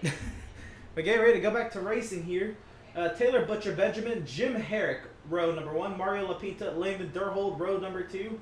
Sean Deal, Stephen Parrott, row number 3. Logan Hamilton, Kyle Green, row number 4. Damaris Hickenbottom and Nate Brooker, row number 5.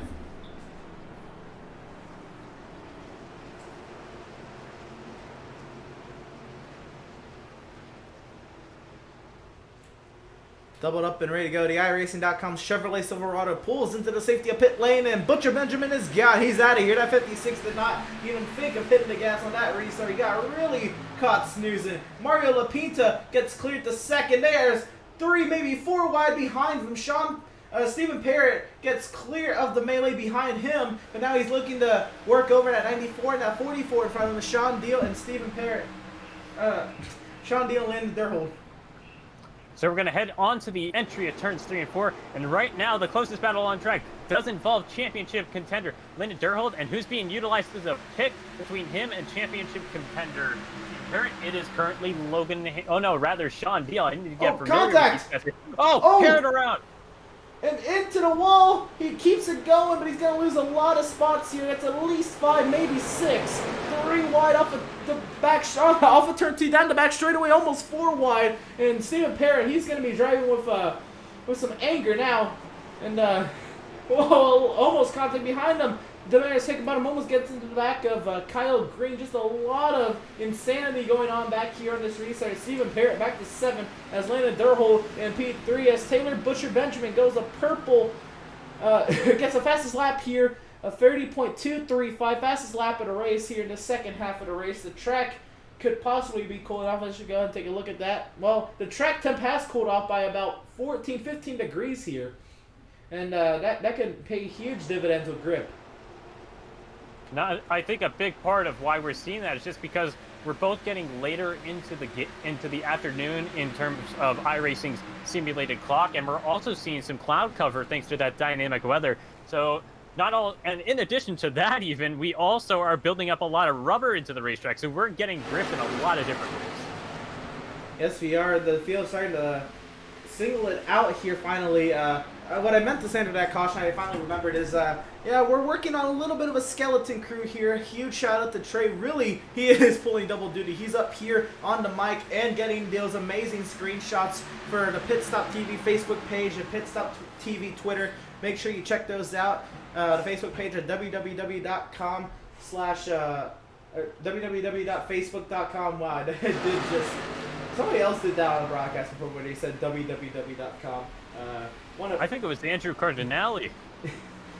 Yeah, I'm sorry for that, but all right, you can go to www.facebook.com/pitstoptv or follow us on Twitter at pitstoptv_, or you can be watching us on Twitch at twitch.com/pit_stop_tv. There the graphic is on the bottom. Not struggling for as much English as I was struggling there. Whew. Just gonna take that breather right there. That was a lot of syllables I could not comprehend, I guess. But hey, we're all good. We still have 70 laps or so of action here, and I think if we go green, we're gonna get to have the fun and excitement of pit strategy. So let's continue to hope for it. Yes, that's exactly what I was about to think of. I wanted to ask Butcher Benjamin under the yellow, but we were already taking up a lot of that caution with that interview, kind of giving him a double interview, if you will, with us missing the stage 1 interview. But Butcher Benjamin, I was going to ask him, you know, he hasn't pitted in a few laps or so. He only pitted on a caution quite a few laps ago. Actually, I can pull up the stat right here. He's on 27 lap old tires. Taylor Butcher Benjamin is. And compared to his competitors, which are on 18 and 11 lap old tires behind him, he's going to have to pit a lot earlier than the rest of the field. If we stay green, green flag pit stops, I still think it's only going to be a one stop for him. But the timing of that one stop could be detrimental, especially if a caution maybe comes out in between strategies. Yep, that is definitely the fun and excitement here. You know, seeing as I am playing the analyst role here today, I'm going to have to start to do some number crunching here and see when the pit windows are going to be.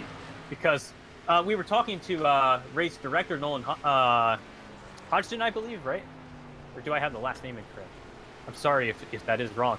Regardless, yeah, we were talking to him a bit earlier, and the number we got in terms of a full fuel stint is 42 laps. And we're working with about 70, 75 laps here. So it's going to be one stop if we go green all the way, but we need to see when the pit window opens.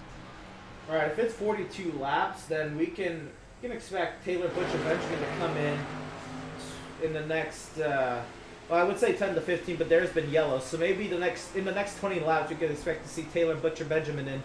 And I don't believe he would make it at that point. He's probably actually has to save a little bit of fuel here if he's going to make it on one stop. Hopefully the cautions help them out in that case, but that's huge if he can't make it on the one stop.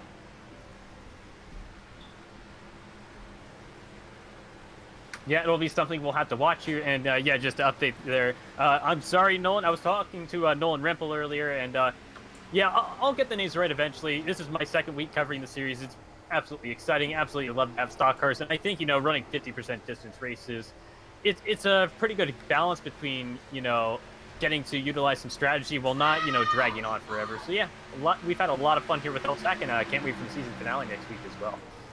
Right, it's going to be absolutely mental, especially if it holds right now. Landon Durhold, Stephen Parrott, I believe it was an 18-point deficit at the end of stage 2. This could make it a 16-point deficit heading into Homestead. Much more manageable, especially if Stephen Parrott doesn't bring the best of race cars to Homestead.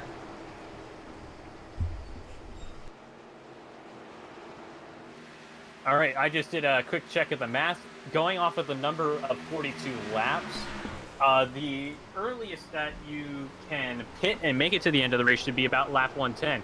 And like we were saying, I don't think race leader Taylor Butcher Benjamin can make it that far. He's already on about 32 lap old tires, and he's already expired about 32 laps of fuel. So it's something that we're going to have to take a pretty close look at here, because he may be he may have to look at going on a double stint here, and it's going to be tough here at a track that can be very difficult to pass at.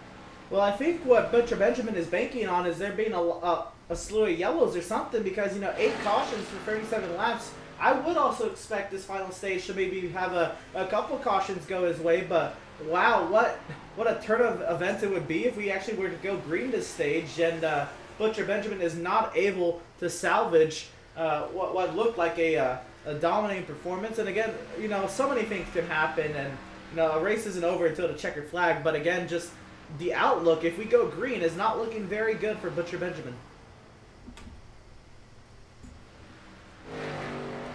Yeah, there's much more I can add there, because honestly, it's like we said, he's definitely not in the wrong though for thinking that we were going to have a lot of yellows. I think we were looking at the stats there about a minute or so ago, and I think we saw that we've already had 8 cautions in about it would have been about 75 or 80 laps. We came to the conclusion at this stage at lap 70, so I think it would have been about 70 laps and about 8 yellows. So there's definitely nothing wrong with him thinking we were going to have a couple more here, I don't think. Yeah, no, I think it's it was a great gamble, especially for track position, because again, we mentioned at the beginning of the broadcast, it is so hard to pass here, and I think that was at the forefront of Taylor Butcher Benjamin's mind, was it's so hard to pass here, even though he's got a fast car. He's brought a rocket ship today, and he's been absolutely dominant. I mean, he's opened up a 3-second gap, especially if he has to save fuel. He can definitely do that at this moment with that large of a gap, but nonetheless, just especially on a green flag run like this, it's so hard to get the right run on somebody. As you see right here, this battle back here for 5th has stagnated. Stephen Parrott, Logan Hamilton, Kyle Green, they've been running nose to tail. It's just so hard to pass. Well, we're also getting into one of our longer runs here today, and we're also seeing the effects of tire degradation, and we see that, certain tracks that might open up opportunities to be able to make passes happen, but I think the cars just become incredibly difficult to control. It's becomes commonplace that the cars can even get tight after a while at a place like New Hampshire. We're at a track where balance is very hard to find just because we have such a lack of banking. So it's definitely something drivers are going to have to account for here on what's been the longest run so far tonight. Right. I think a lot of these drivers, I know myself, I would definitely be one. If I was a driver in this race, the official series races were at this track a couple weeks ago, that including the NASCAR iRacing Series, which runs a 151 lap event at this track. I think that would have been amazing practice, knowing that this was coming up on the schedule and knowing it's literally only 1 lap longer. I think that would have, provided a lot of insight. As the car stopped on the back straightaway, and there's the yellow, Jeremy Berger. So right as we're having a little bit of fun getting to talk about the possibility of pit strategy, we're thrown for even. I say that, but I speak too soon because these guys still can't make it to the end of the race. So let's just add another variable to it. Yeah. Oh my goodness. I think if Butcher Benjamin, I can't see these guys not taking 4 tires here, not coming in and taking 4 tires. But then, like you said, they can't make it to the end. But if Butcher Benjamin was going to stay out, I think he'd be crazy to on these old tires, especially if drivers behind try to pit.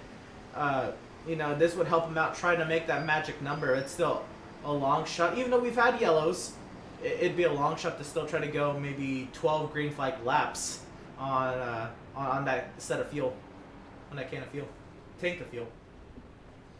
Yep, it looks like so far we are going to see everyone come down except for Elliott, Berger, who is currently a lap down. So looks like nothing risky being played by any of the drivers right now. The thing that's going to be really interesting, though, we know that the pit window opens at lap 110. Are we going to see some guys go for an undercut pit early and hope that we don't get a caution? Right. You never know. We're going to get a couple of looks at this incident, and unfortunately, I think for So we've had 8 yellows, 2 stages, and 1 on the front straightaway for the 6th time today. This is somebody getting caught off of turn number 2. Jeremy Berger running all by himself. Maybe he just got a little too low. He let it ride on the gas a while, and it paid its dividends. You know, he didn't really get any grass on the tires. He maybe flat spotted them a little bit, but no contact with the wall and not really any grass on the tires. Just he's gonna come in and get 4 fresh ones anyway. But yeah, that honestly was a lot more tamer than what it could have been, knowing how the nature of turn number 2. And at least he still has a car that can be competitive if he can get his lap back. That's for sure. Yeah, not a lot of damage, I think. We'll ride on board here. We'll see if we can listen to the onboard of the 46. I think the tires are just starting to wear on him.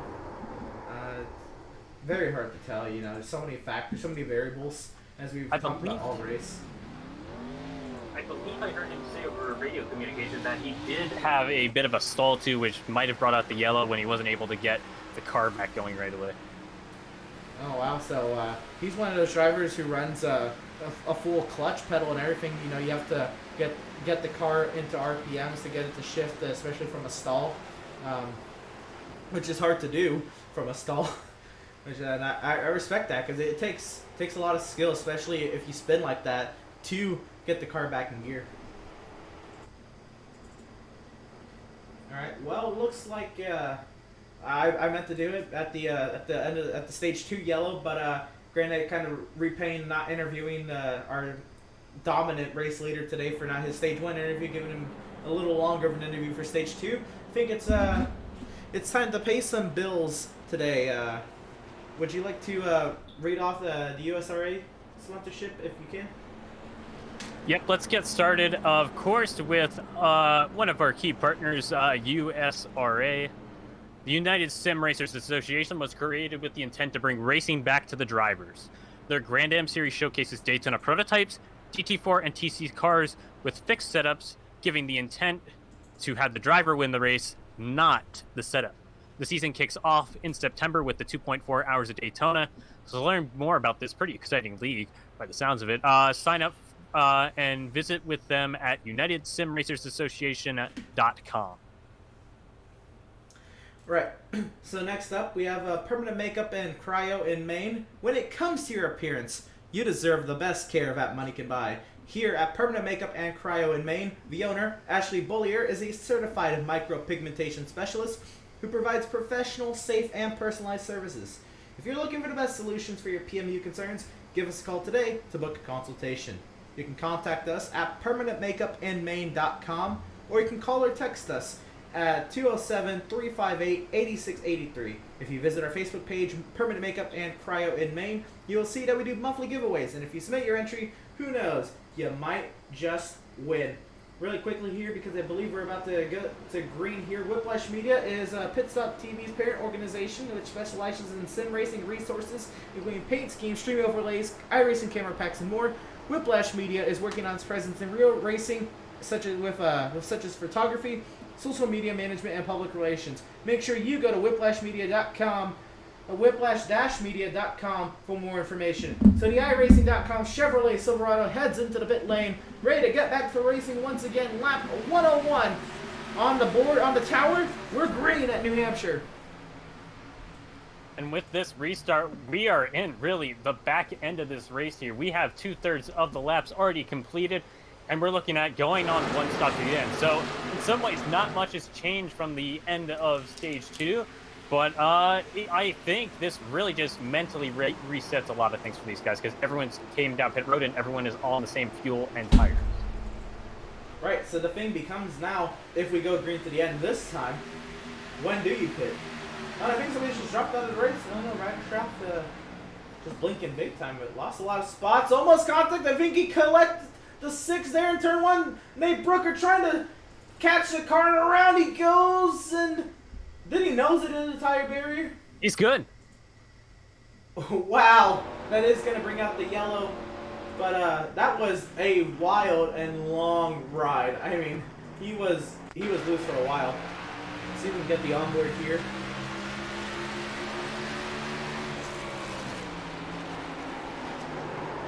clipped by the 58 of Ryder Shrouf. Trying to catch the car, around it went. Wow.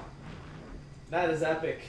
Able to get the car from hitting that tire barrier. There's a lot of wall right there. That was a lot of wall he was hoping he didn't hit.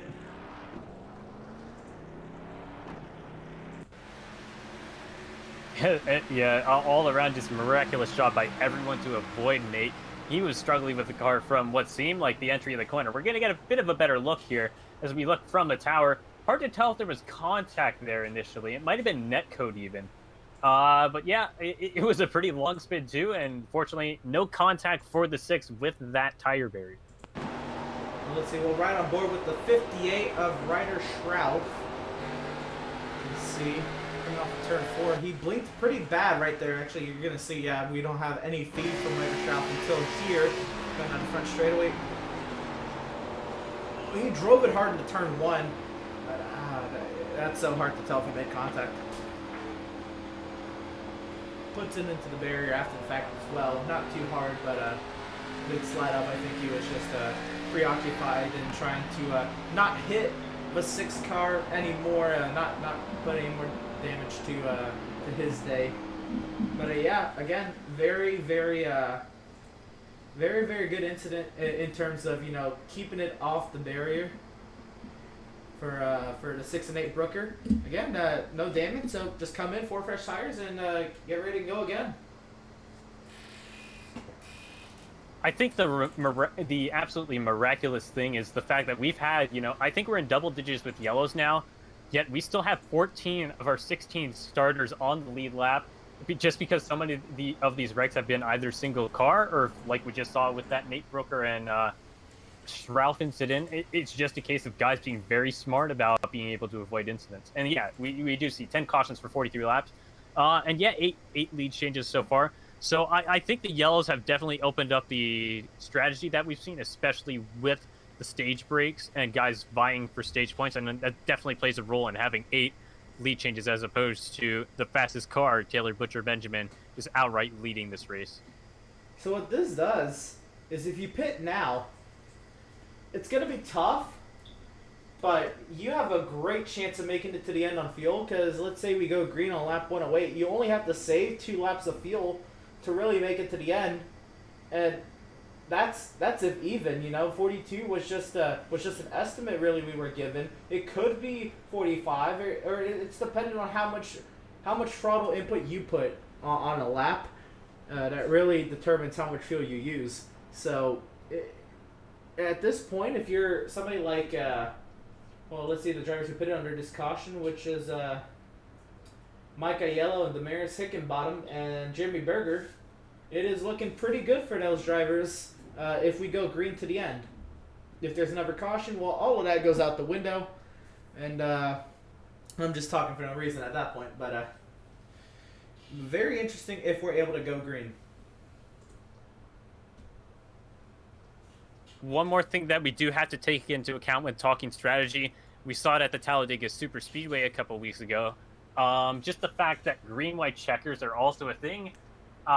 Green-white checkers being an extension of race regulation lap count.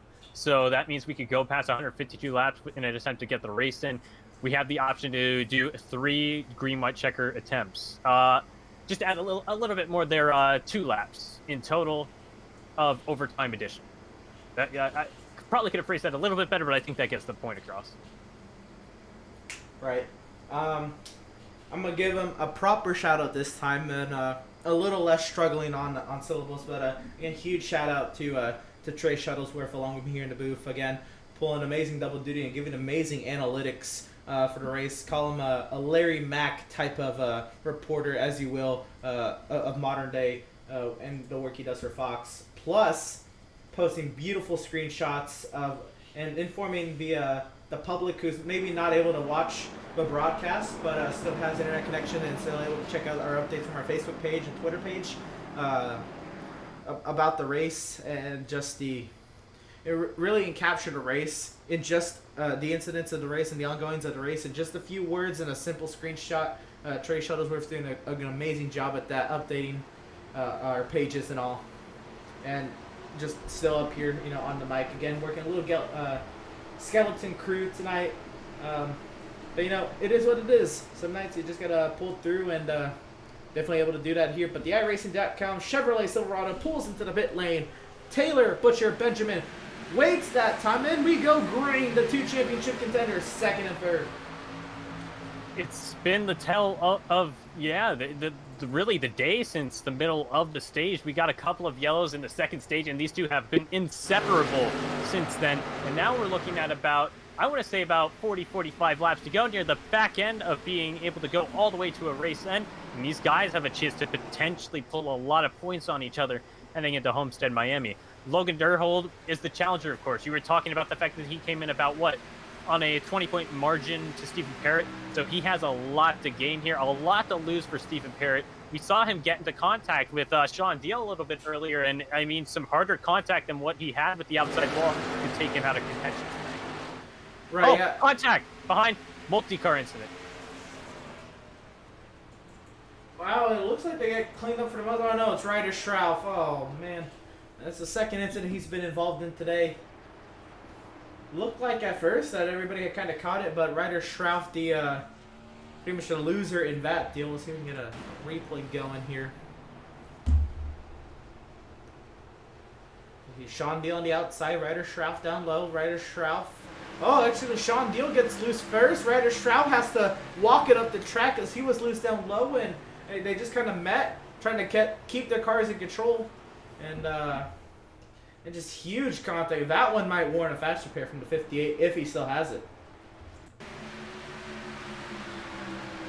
I don't remember Schrauf being involved in any major incidents, so I think he'll be in good shape to get that fast repair. We'll have to get a bit of an update on the 58. Yeah, but like you said, it looks like Deal just gets very loose, and he probably would have had enough room to save it, but it's just the fact that he does not have that car to his inside. Right, again, it's so hard to, predict other drivers maybe losing control. That's not on your forefront. That's on your mind until it happens. I mean, it really is. You're expecting your fellow competitors. Oh yeah, they're gonna stick it in this corner. We'll be all good. We'll be battling down the back straight. Next thing you know, you're facing the inside barrier.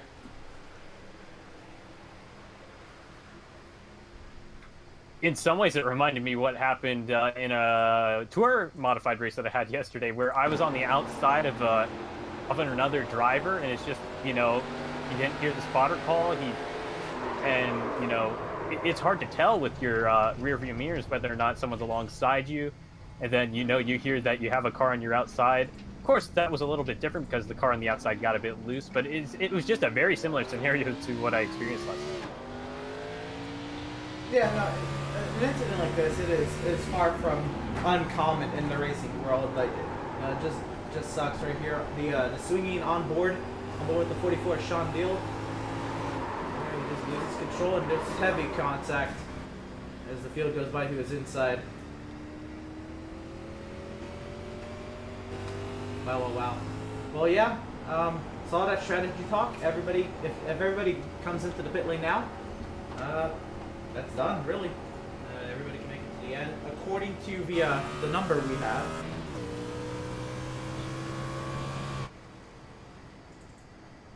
See, there's actually drivers who still stayed out. Actually, the top 7 have still stayed out. Taylor Butcher Benjamin, Landon Durhold, Stephen Parrott, Logan Hamilton, Mario Lapita, Kyle Green, Jim Herrick cannot make it to the end at this moment.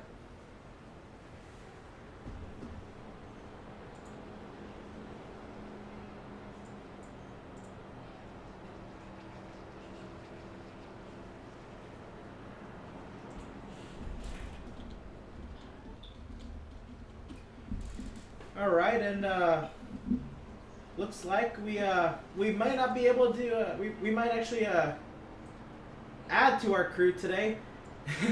It's been a little bit of a struggle bus tonight with just myself and Trey Shuttlesworth, but we've been pulling it off. But now we are able to bring in our lovely owner of PitStop TV, Andrew Cardinale, to help us out with the rest of this broadcast. Andrew, how you doing, man? How was your broadcast earlier today? Hey guys, what's up? Yeah, the the Makoni Setup Shop tour Summer Tour rather, was that was a fun race. And if you guys didn't watch this, anybody watching the L-TAC broadcast right now, definitely, I urge you to go watch that race at USA International Speedway. That was a lot of fun to be there for. It's been a great series that we've been able to add right along with L-TAC.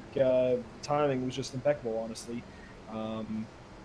It's been really cool doing these double features each night as well. It's tough for sure, but you guys have been pulling off a great job over here for the last 100 or so laps. And yeah, I mean, I may be the quote boss man, if you will, but I'm not too good to come back and be the third chair.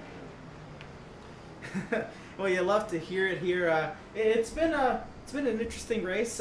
New Hampshire, almost as you expect, has caught a lot of drivers out on corner exit. Turn 2 has definitely been the trouble spot today. I'll pull it up real quick. 11 cautions for 50 laps, and I'd have to say, besides the 2 stage yellows, every caution but one for incident has happened because of turns 1 and 2. Looks like the corner exit here in New Hampshire, it's real slick. This pavement is actually pretty old now at this point. It's been around for at least 20 years by now. I think maybe even longer. It's been around for a while, and it certainly lost its grip over time, and it definitely makes corner exits, especially with these small spoilers on these Cup cars, it makes it a hassle. Oh yeah. These drivers, they've been absolutely wheeling these things. Sorry, Trey, go ahead and call it a restart then. Okay, I was just going to say pretty quickly, we also don't have the traction compound that the Cup guys are going to be working with, and we see Butcher Benjamin getting into the throttle very well yet again.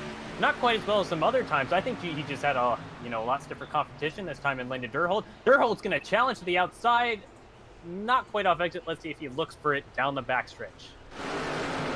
Yeah, I'm going to have to run down the back straightaway, and on the way to turn number 3, Landon Durhold, he's not been able to really challenge Butcher Benjamin too much after the restart. But most importantly, I think for Landon Durhold is staying in front of that 69. That really is big picture thinking here, and it's all about points for Landon Durhold. It's definitely the name of the game here. We know that he has a pretty big gap that he's going to have to make up. I believe it was 18 or 19 points coming into tonight. And it just seems like, when you don't have 30, 40 car count fields, it's going to be something that's really difficult. And he just needs to keep the car clean and definitely make full use of the stages next week and the stage points that are on tap. Yeah, Trey, the field a bit lighter this evening as opposed to the last few weeks at Talladega, Kentucky, Bristol, and that's certainly going to put the press on these drivers. They've really got to make the most of these stages, and it provides a really good opportunity for them to boost themselves up in the standings if they can play them right. And of course, that comes with trying to work the strategy a bit differently as well, so that might change the rest of the way the race goes. So, I mean, it's certainly a balancing act between getting those stage points and focusing on the race as a whole. But if you're going to want to win this championship, you're going to have to go for those stage points if you're coming from behind. If you're Stephen Parrott coming in here with a big advantage, though, you just got to focus on being there at the end. Right, Stephen Parrott, I mean, he's had an amazing day, I'd say, in terms of points. He came in with an 11-point lead over Landon Durhold, extended it to up to 20 points at the end of stage 1. Fell back a little bit, about 2 spots, had an 18-point lead over the 94 of Landon Durhold. Now it's a 17-point gap heading into Homestead at this very moment. Stephen Parrott just trying to kind of be on damage control here, and there's a caution on the speedway. The 46 Jeremy Berger's around.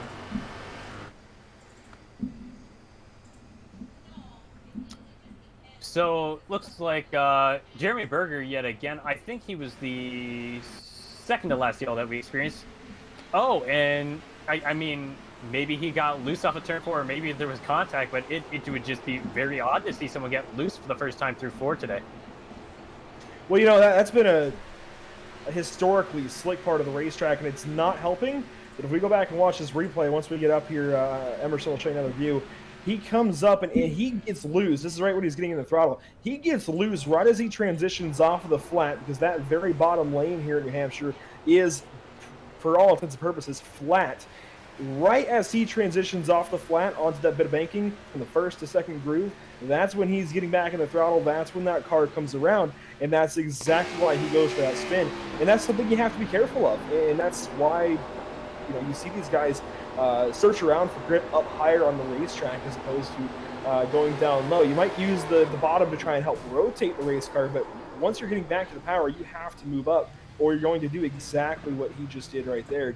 Jeremy Berger going for a bit of a spin and collecting that inside wall. It shouldn't hurt the car too badly. It really depends. Obviously, he'll index his RPMs and see if there's any engine damage.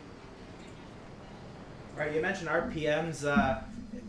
For these Cup cars, if you're able to clutch the car and have it ride at 2,000 RPMs, no engine damage. Anything lower than that, though, you know, it usually spells trouble. But at New Hampshire, the straightaways are kind of long, but does not actually, Landon Durhold wins the race off of pit lane there.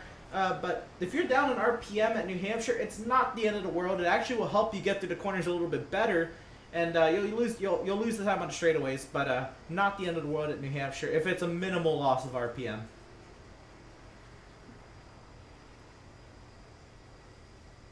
Yep. Not much more I can add there, honestly.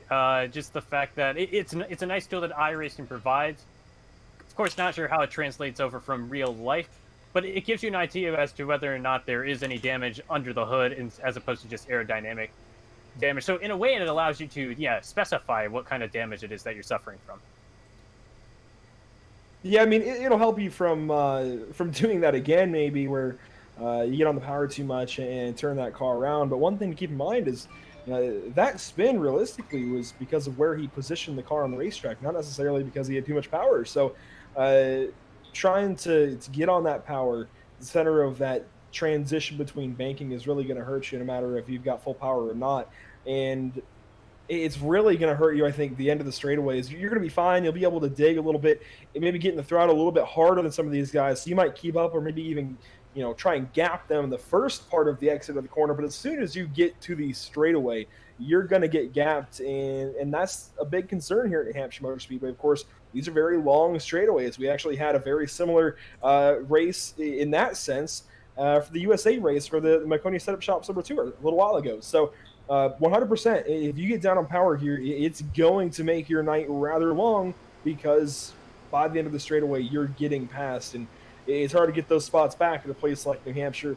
It's really tough to pass, even with that traction compound that Trey kind of touched on a little bit. It's tough to get by somebody, and that's why you see sometimes they will get physical in those NASCAR Cup and Xfinity races. So, man, the trucks too, they would definitely get physical.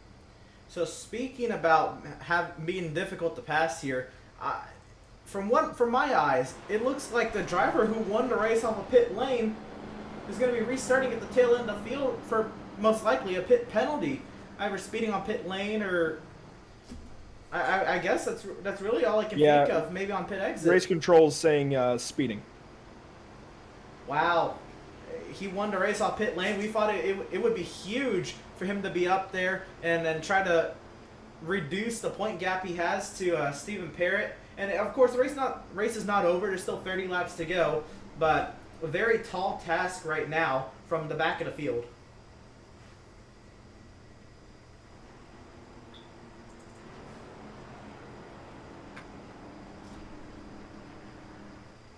So yeah, we're coming. We had guys double up, and it had me thinking that we were on the one to go here, but instead it looks like now we're gonna get it. So we'll be coming to the restart this time by here, guys, and lap 124 of 152. So we'll be coming to 125. Just over 25 laps to go. In fact, that should work out to 28 if my math is correct.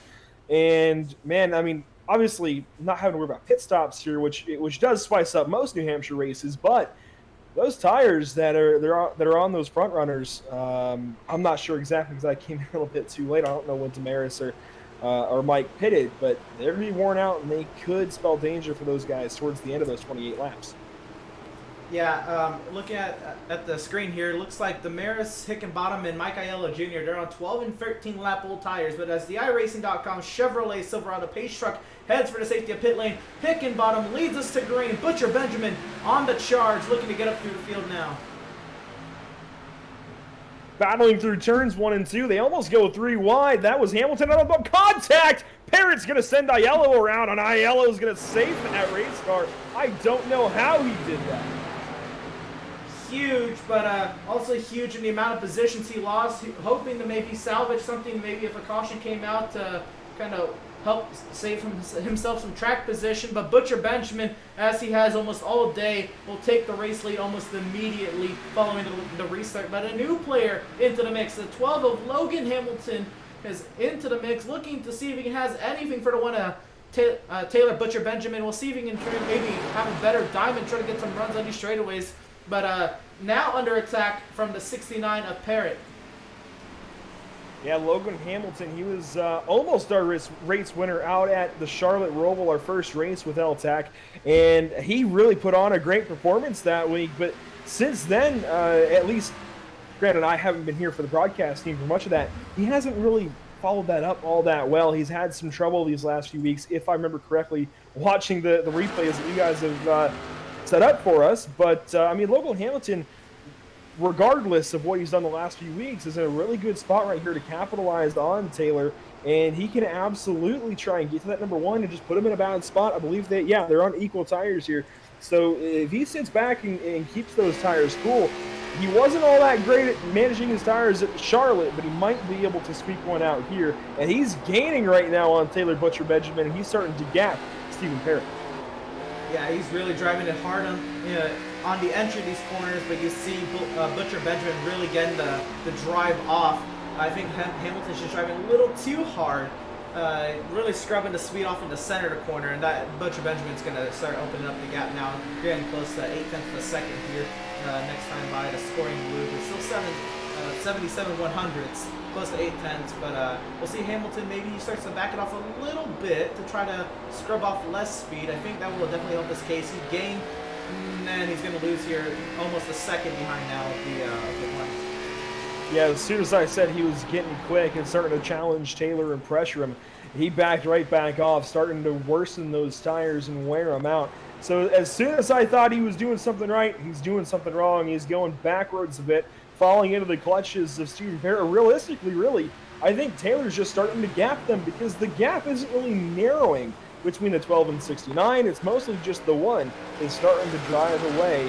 This is also going to play into the hand of Kyle Green. He's been up and down the standings recently. He started out with the playoffs missing that first race at the Roval, and since then he's been trying to work a comeback tour, and he's been gaining some spots, but he's really going to need a podium or better here. He's working on that third place spot, gets right up to the back end of Parrott, out of 4. We'll see what he can do into 1.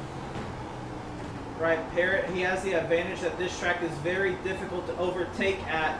But Kyle Green, I mean, he has built up his confidence throughout the race. He has been slowly working his way through the field. Now Logan Hamilton's put himself in the mix, has put Kyle Green back into the 4th position. But for how much longer, he continues to pile on the pressure on the 69 as the gap in front starts to grow, as Stephen Parrott starts to become more occupied with what's in his mirror.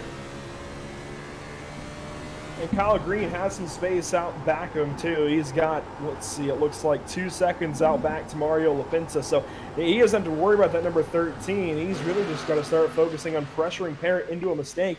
And that's going to help Logan Hamilton. You can already see it's starting to widen that gap for him. Logan Hamilton's starting to put a bit of a cushion for himself back to Stephen Parrott. We'll see what he can do.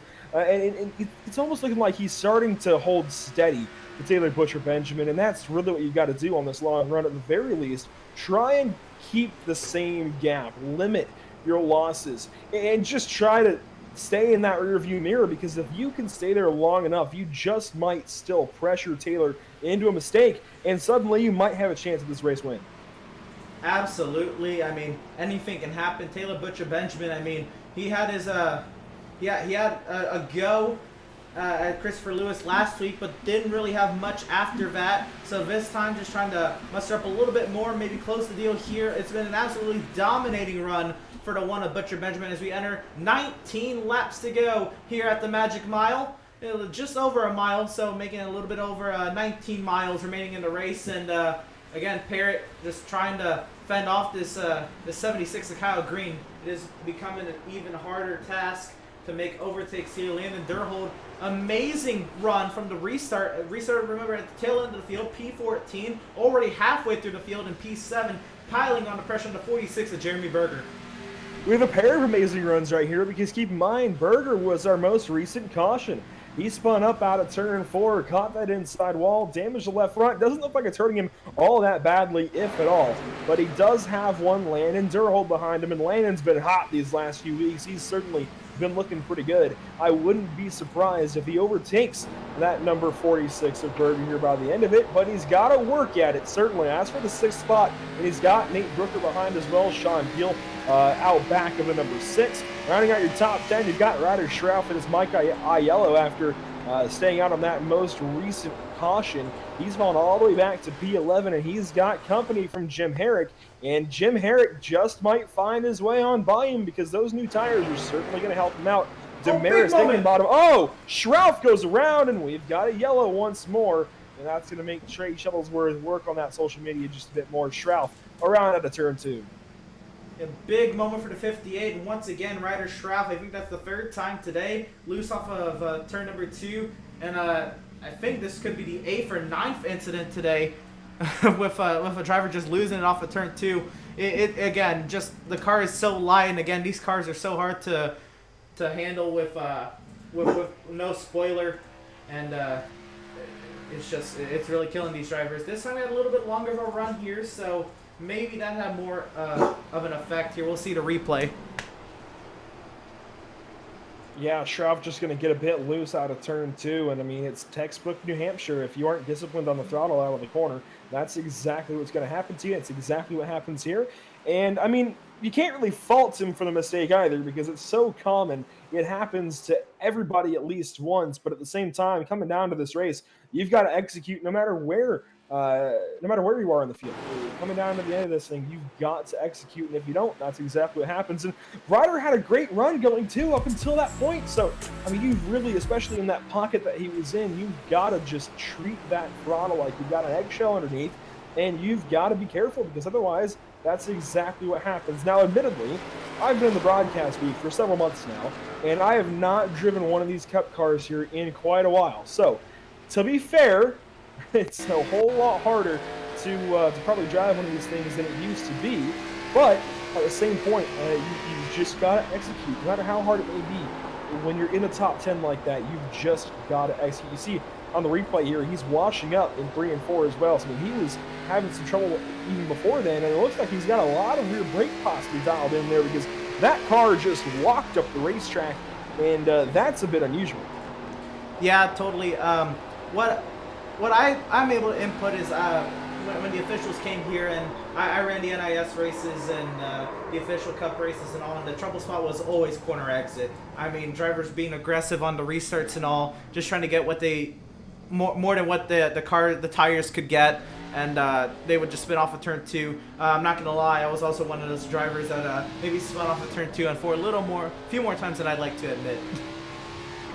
Yeah, I mean, it's a common mistake. There's no shame in it, really. It's just a matter of when it happens to you.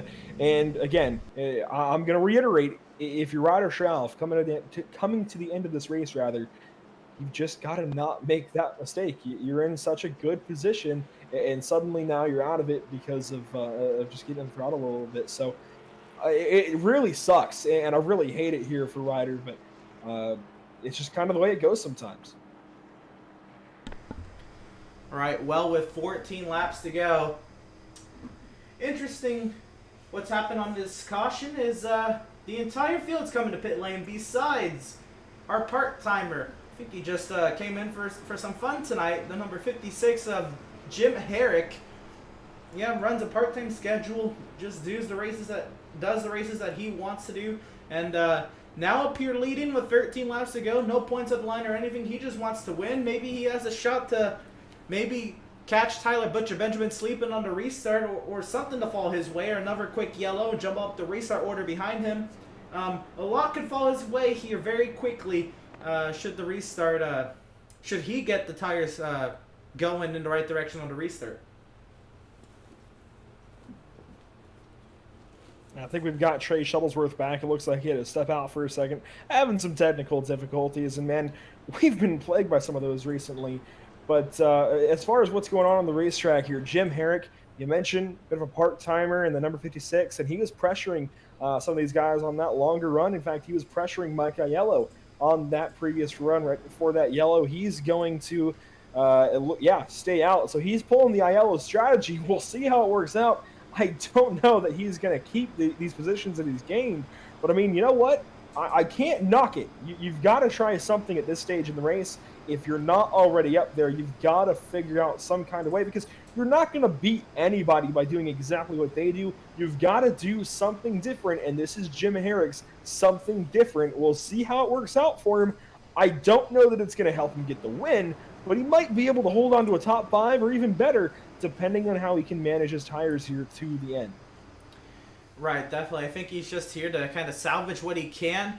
But yeah, who knows? Again, the race isn't over until the checkered flag flies. But before we get that checkered flag, we'll have 11 laps to go. After this green flag flies, row number 1 will be the 56 of Jim Herrick and the 1 of Taylor Butcher Benjamin to the outside. Row number 2, Stephen Parrott in the 69. Currently the points leader, opening up that point lead even more as Durhold in P9. Starting to his outside will be Kyle Green. Row 3, Logan Hamilton, Mike Aiello Jr. The pace truck is off. 11 laps to go. It's go time. It's time to figure out how this race is going to end. Green flag back in the air. 11 to go at New Hampshire. As we head off into turn 2 with a new competitor, a new challenger in Jim Parrott, still hanging on to the lead. Butcher Benjamin, he was very much pressured on the inside line there by Parrott, and they're going to be in a dead heat on the side by side rather as we head on to the entry of turn 3. Bit of a wobble behind there for P4. Oh! Cars all over the place. Junkyard in turn 3. Several cars involved. Oh my goodness. Our race leader, or the driver who's led the most laps today, Taylor Butcher Benjamin, in that accident. Huge accident. So many cars involved. So many drivers on old tires, differing strategies, and different braking markers really caused that. We're going to get a replay here from the restart and see just exactly how it all went down.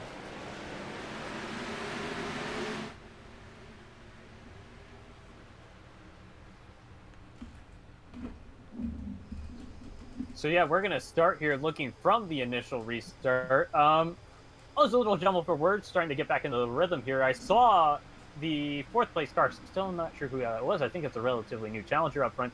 Get a little bit loose there. An absolute dive bomb there by Parrott, and it sends Herrick right up into the field, including Butcher Benjamin. And just like that, we're down to single-digit laps, and Butcher Benjamin is out of contention. My gosh, I'm going to be honest here, guys. Watching the replays back, I hate to rag on these guys too much, but that's a whole lot of bad driving that all culminated into one big incident in turn 3. Parrott just completely misses the corner, drives straight through the left side of Herrick, and then further back you see Aiello go clear on through some others. In fact, I want to pull this back up and get a for sure replay on my end.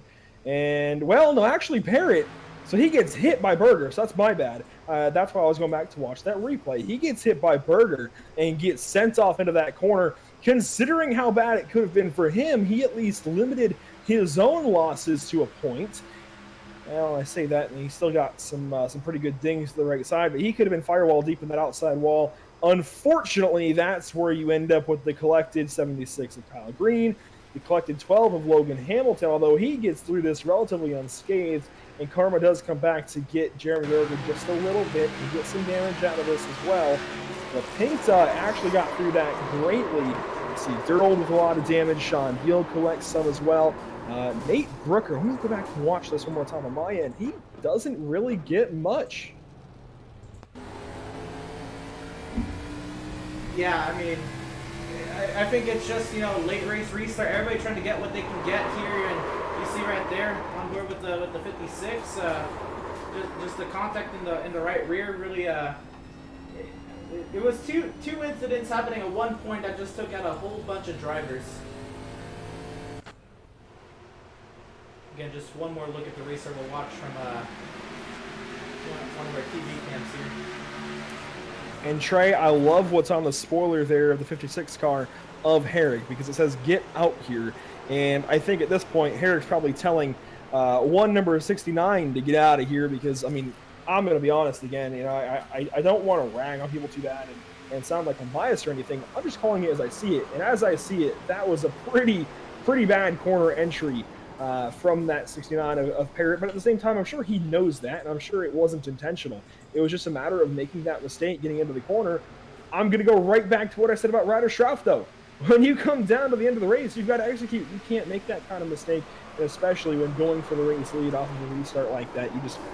You can't really do that, or that's exactly what happens, and you see some really good race cars that get torn up pretty bad.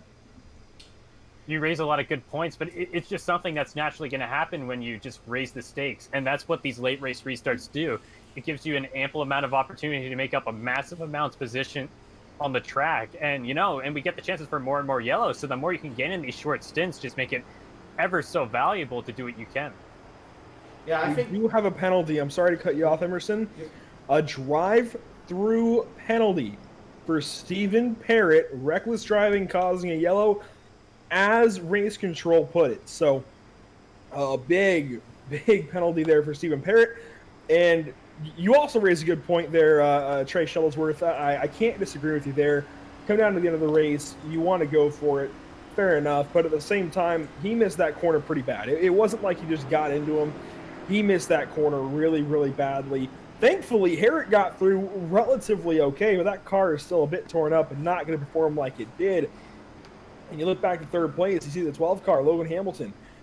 Honestly, just an innocent bystander, and that car is definitely pretty torn up. The best looking car towards the front of the field, considering that the 69 is now going down the pit lane, is actually Mario Lapinta in the 13 car, Emerson. Right, I mean, that wreck took out a lot of cars and took out Stephen Parrott. This could have major championship implications, considering Landon Durhold is going to be with the pack and he'll be able to gain some spots on these restarts. I think that was a pretty bad restart from a spectator's point of view on the rest of the field, but I don't think it's going to get any better. These drivers are going to be really aggressive. The pace truck into the pit lane, green flag in the air, 5 laps to go in New Hampshire. Parrott gets an absolute launch, and Hamilton is going to absolutely seize second place. So the battle side by side right now, it is on between, that is Mario Lapinta, who's starting to make his presence known yet again. He's on the inside of Herrick, and he is cleared down the backstretch. The penalty on the 69 has been revoked, and so Stephen Parrott's going to be allowed to walk after issuing the penalty. It sounds like it was contested there in chat, and we have Herrick up the racetrack. He's losing lots of spots. Brooker goes by. That's Berger to the inside, I believe, and Aiello down to the inside as well. A big move from Aiello. He ships it off in there. He made it work, though. That was pretty darn good, but back to that 69 car, Parrott. Oh, and he's going to get loose on the backstretch. Into the tire barriers goes the 74, and this could bring out, and it does bring out a yellow. Mike Aiello Jr. just got loose off of turn 2, and yet another incident off of turn 2, claiming another victim. Let's see here. He was in the midst of a large battle, maybe just trying to stick with them, and got into gas a little too early, or got a little too high in the marbles, and wow, that's the first time that tire barrier's been tested today. Fortunately, we don't have to worry about any drivers' safety at risk today, and it wasn't too much of a hard hit regardless. What this is going to do is send us past the regulation of 152 laps, and we're going to be into overtime and on the first of 3 possible green-white checkers. And going back to that penalty for Parrott, and then that penalty being revoked, you know what? I'm going to go ahead and say it, as we'll see if anybody opts to come down the pit lane this time by. It doesn't look like anyone's really going to, at least nobody in the front of the field. Aiello is the first one to dip down. But back to that penalty, I'm going to be honest, and I hate to make it sound so harsh. I think if you're race control there, you issued the penalty, right? You can't just pull that back if the driver isn't happy. Otherwise, no penalty would ever stick in any kind of situation. And now, obviously, we don't know all of the story, and we're going off of, and I'm going off of just some limited information here of the penalty being revoked. Regardless of how you feel about the penalty in the first place, I think when you start to pull that back, sometimes you walk a thin line. We'll see how it works out. Obviously, Nolan, race control here, I mean, he does a great job, and I think he's just trying to avoid any conflict. But I mean, when you're Parrott and you are the championship leader, and you throw it off into a corner like that, and you make that kind of mistake and get into somebody that big, again, hate to rag on people so bad, but I think you should have to go to the back at the very least. At the very least, I think you should have to restart the next restart from the tail end. And I mean, right now, I think he's got to be written in as the favorite to win this race from here because that car is still clean. Mario Lapinta is the only other clean car up front. But yeah, no, I'm going to have to disagree with a couple of things there. Obviously, you know, we're still just here for enjoying the race that we've got and calling it. But at the same time, it's our job to be journalists, I suppose, in that way, and tell a story and give our opinions on things. So, anyways, I totally agree in the terms that as race control, you can't really be doing that until you have concrete evidence. At the same time, I agree with race control doing that in this scenario, in the sense that if they got it wrong and potentially cost Parrott the championship, then that would have had huge implications on what could have happened. I say they revoke it now and they go look at it post race. They get a definite decision, and then if truly Parrott is at fault for that incident, maybe assess a post race penalty or if last car in the lead lap or a dock of 5 points or something. But I think it's better to, if you're not entirely sure, then I think I agree in this scenario only really to pull it and go back and look at it for sure until you're 100%. Nolan's listening in. He's telling us it's already scheduled for review post race. Yeah, I know for sure. And man, I'm not sure what else you can review there. Having looked over it ourselves, I mean, 100%. Steven just got in the corner deep.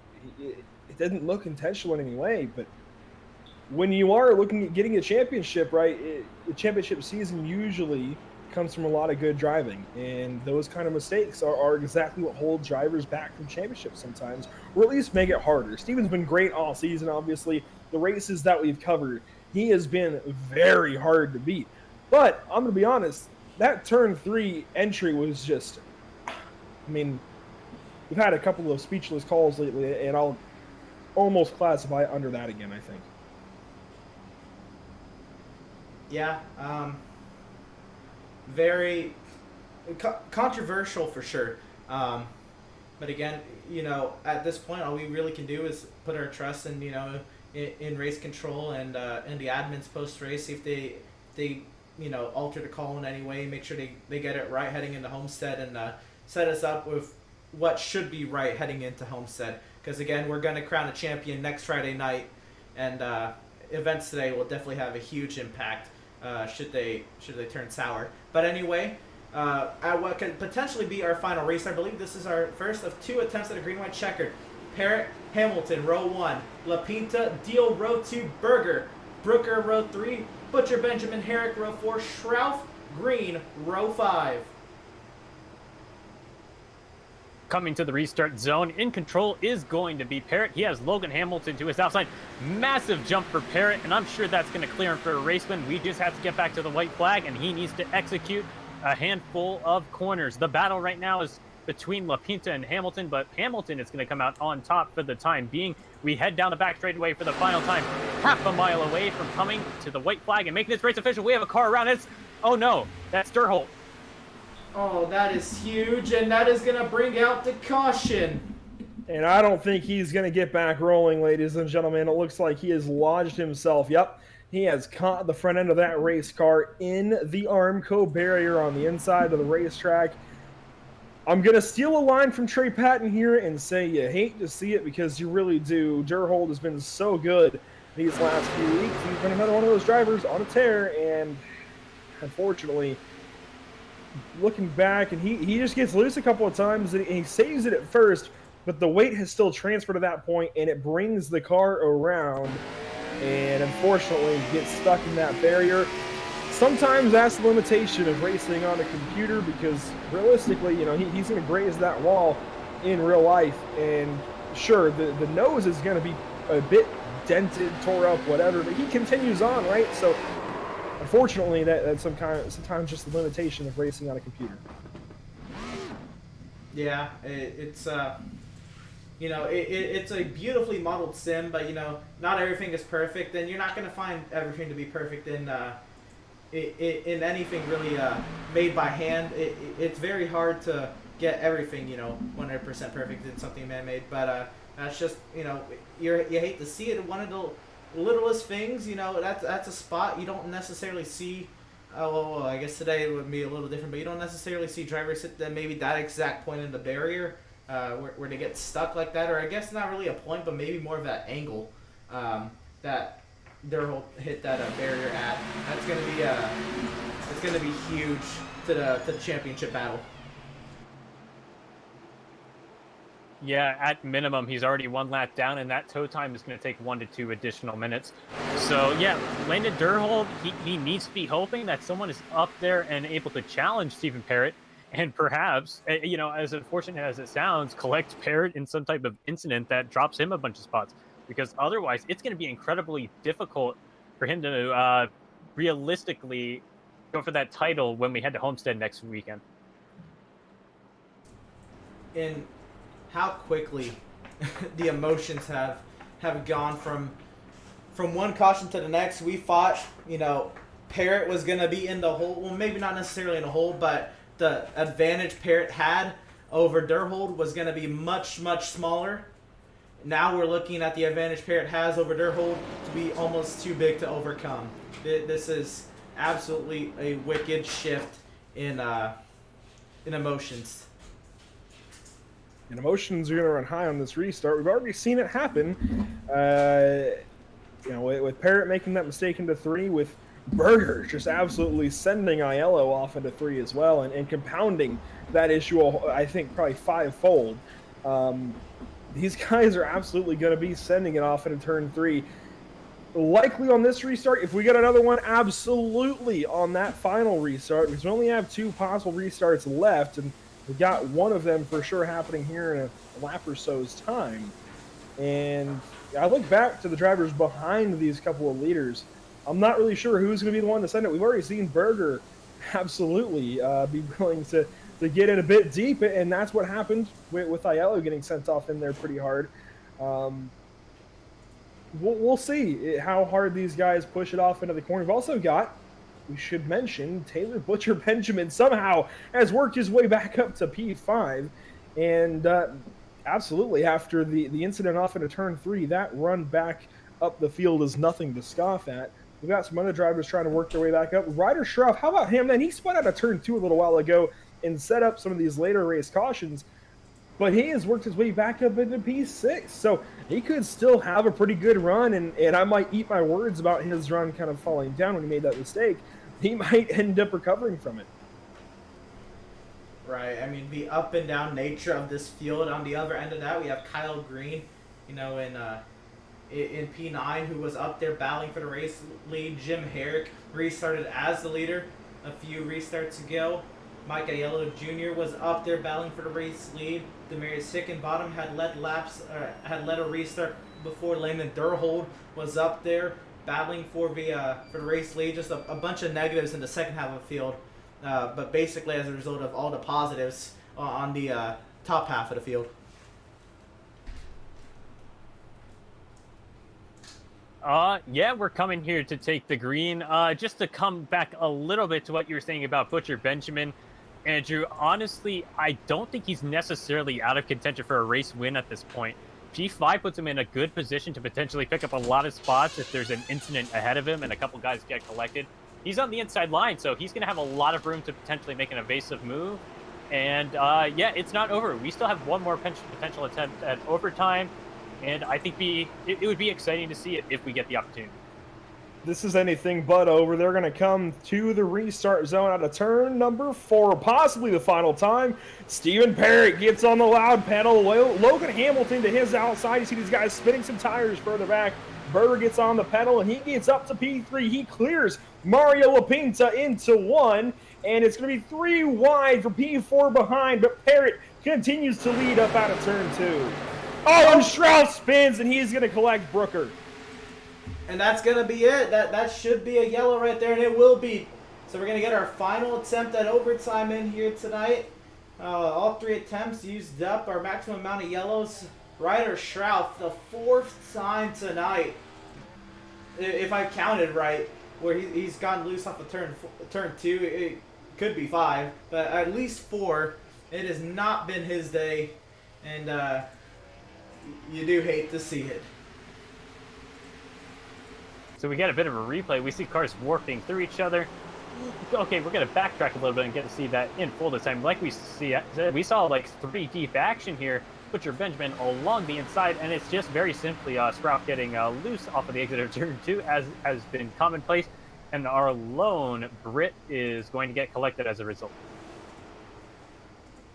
And so I feel it's only fair after seeing how it's all worked out. You know, I've ragged on Stephen Parrott quite a bit here. But Jeremy Berger, let's not forget that melee in turn 3. He's back up into P3 here, guys, and you know, I have to wonder if that might go under review as well, because there was a lot that happened there, and I think as long as there's a fair review, as we check out a couple more replays of that incident out of 2, as long as there's a fair review of everything, fair enough, and race control will do their job. And I mean, sometimes, as opinionated as we may be at times, that's why we're in the broadcast booth, and they're in race control a few doors down. So that all being said, what we've got up ahead of us is one final green-white checkered. Stephen Parrott, possibly the best driver since we've taken on the L-TAC Racing League, is your race leader in the badass beard carrier number 69 Ford Mustang, and I don't think there's any beating him without using a bumper. The best driver, I think, to count on to use a bumper other than Parrott would be the guy right behind him, Jeremy Berger. We'll see if Berger can hang through 1 and 2. Keep in mind, those guys all got stacked up on that restart that ended in that turn 3 and 4 melee because there were old tires at the front. Parrott's got those new tires, relatively new anyways. I think he's going to launch just fine. It's going to be hard to beat that 69. Watch that battle for second place. One thing we saw earlier, and it's only happened once or twice, was second place absolutely perfectly timed that restart. Other than that, if second place isn't right with the leader, it is an absolute miserable restart if you're starting second on that outside lane. But there's been a couple restarts where second place has absolutely been able to contend for the lead. If they at least can stick with the race leader through 1 and 2, they can have a shot down the back. Who knows? Can this be the restart that second place is able to hang on there? Logan Hamilton, he's been fighting hard all day. He really thought he had a shot at Parrott earlier. Here he goes on this restart from the outside lane. We'll see what happens. I think what we've seen is that the outside lane in the middle of a corner, at least, can be absolutely invaluable just because you have a wider turn radius.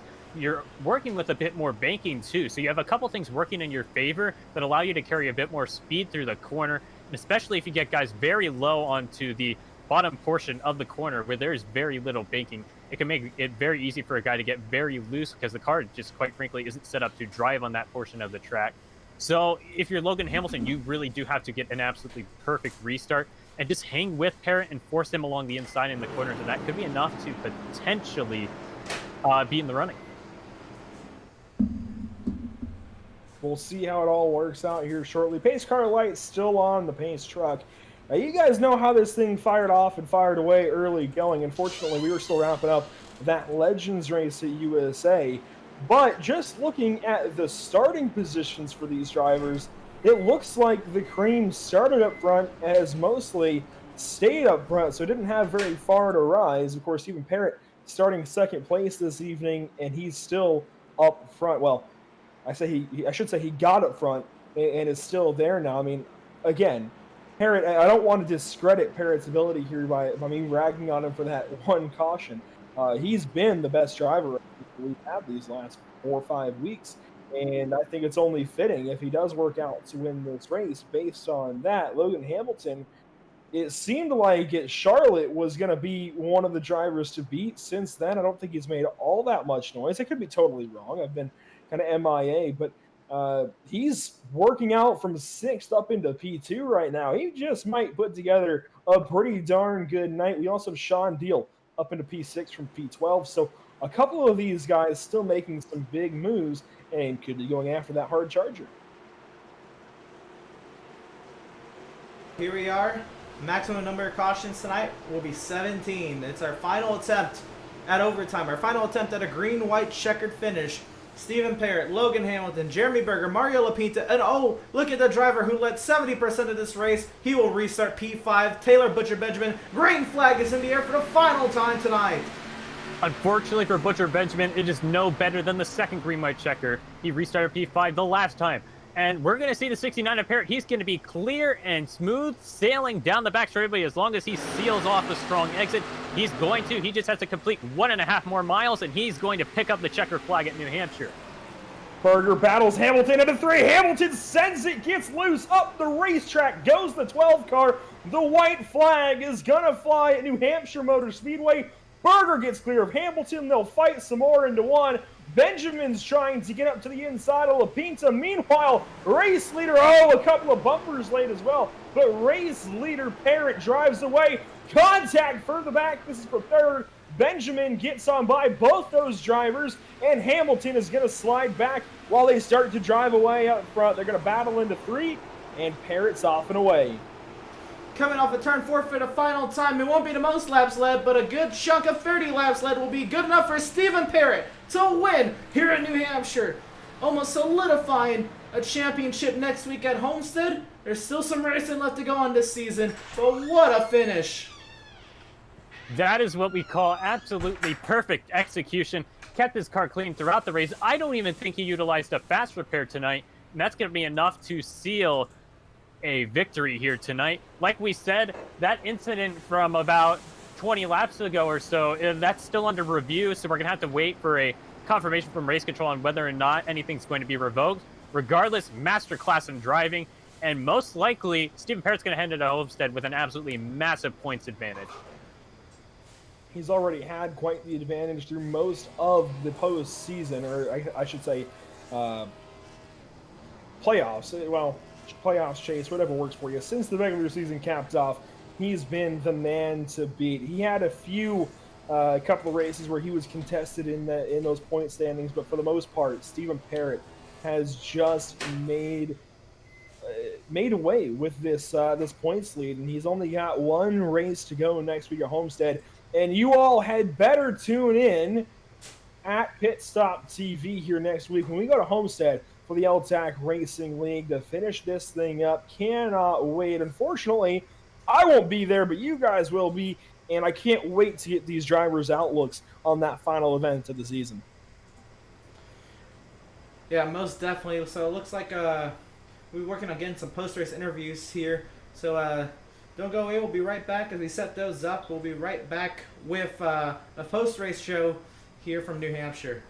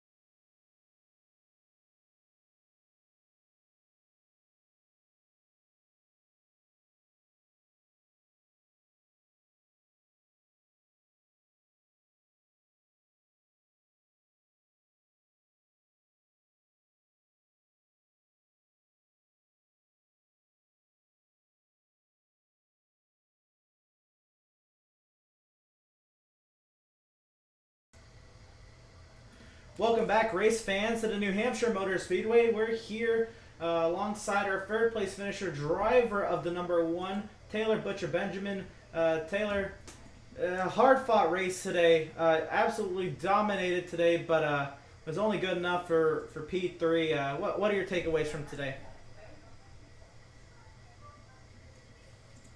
Before at this track, so I think, well, I guess it was mainly because I actually had another league race in New Hampshire in the B car recently, and there I was able to run fast for about 20 laps, and then my car would get a crap. So I think I kind of knew how to run the car a little better tonight. And it just sucks to get all those cautions at the end. And I guess it would have been kind of okay if the 56 had pitted, but I mean, he's doing all he could too. But going down to 3, I mean, I don't know, Steven just kind of sent it in there from a couple car lengths back and got into his left rear. It sent me up the track and slowed me up. And while at the same time, Mike got a boot from behind as well, and it kind of caught up to me, so that kind of sucked. But luckily was able to get the fast repair and charge back up to 3rd, so I didn't think I would get that far back up. So all in all, not too terrible. So I can't remember if I asked this when you won the stage or not, but did you expect to come in just so dominantly, lead basically 70% of the race laps today? Did you think you had that speed coming into today's race? I thought I could run in the top 5, but I didn't think I was able to lead that many laps, but that big a distance on most of the field. So kind of pleasantly surprised, and I guess part of it just I kind of backed down my aggression because I've kind of been known to charge the corner at times and burn up my tires. So I guess I'm kind of learning about myself. Right, and one more time today, do you have anybody to shout out for your 3rd place finish today? It was an absolutely hard-fought podium finish for you. And just Richard again, my spotter, for hanging with me and keeping me calm, because when the wreck initially happened, I did kind of lost my cool a little bit over the radio, but he was able to help me, just realize that there was still time left in the race and to just make the most out of it, of what I could. But shout out to you guys for doing the broadcast, Nolan and them for adminning and putting the league on. And I was a little irritated at Steven at when the wreck happened, but I mean, he's still withstood all the challenges on that last restart. So I mean, he's definitely got to give him props, and if he does win the championship, he's shown that he's worthy of it. He's been fast and over aggressive at times, but I guess sometimes that's what you got to be in racing. But he's done a good job. Right on. Well, again, a hard-fought race. Congratulations on the 3rd place finish. No, it's not what you wanted, but still a positive result in some sort of way. And good luck to you next week at Homestead. Yep, thanks guys. I'll see you guys then. Yep. And all right, well, it looks like we'll have our Trey Shuttlesworth standing by with our 2nd place finisher, driver of the number 46, Jeremy Berger. Jeremy Berger. Oh, did he fall out? No. I'm here. Oh, hello. Okay. You have a copy. Thanks for joining us, Jeremy. So early on, not gonna lie, you did receive some flack for a couple of spins off of turn 2, but it looks like you salvaged it near the back end of the race. Just talk to us about your run here today. I knew that I had a fast car coming into tonight's race because like 2 weeks or so, A-Class Fixed was at New Hampshire, and I got a lot of practice there. I knew I had at least a top 5 car. I spun twice, me just being dumb.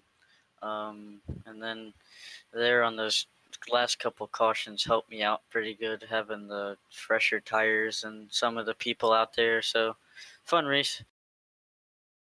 Yeah, it definitely looked like you were having a pretty strong run there, especially with the fresh Goodyear tires there at the end of the race.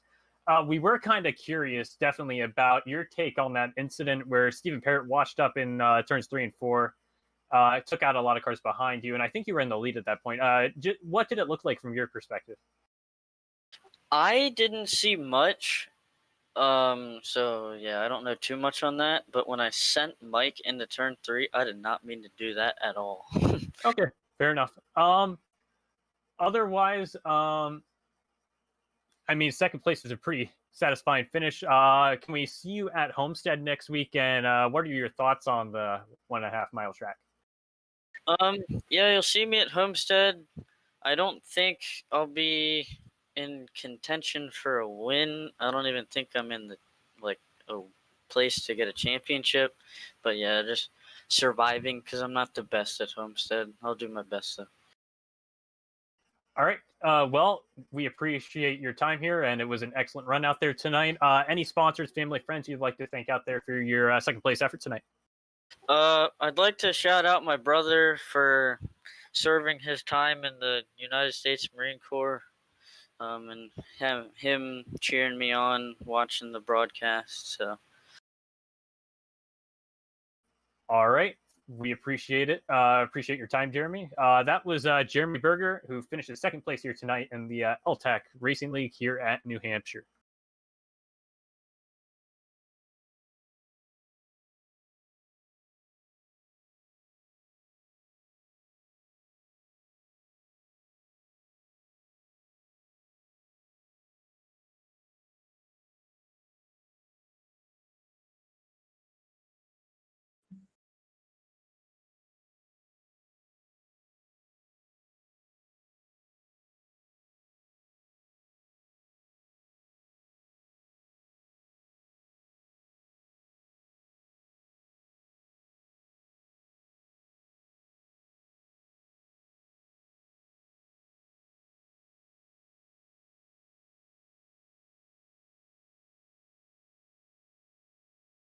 Just continuing down the leaderboard here, Robert Pattengale and Demare Sicambana will finish 11th and 12th respectively. Ryder Sprout was involved in several incidents, but most notably, he was involved in a pretty big incident on the second green-white checker, and he's going to finish 13th, last car on the lead lap.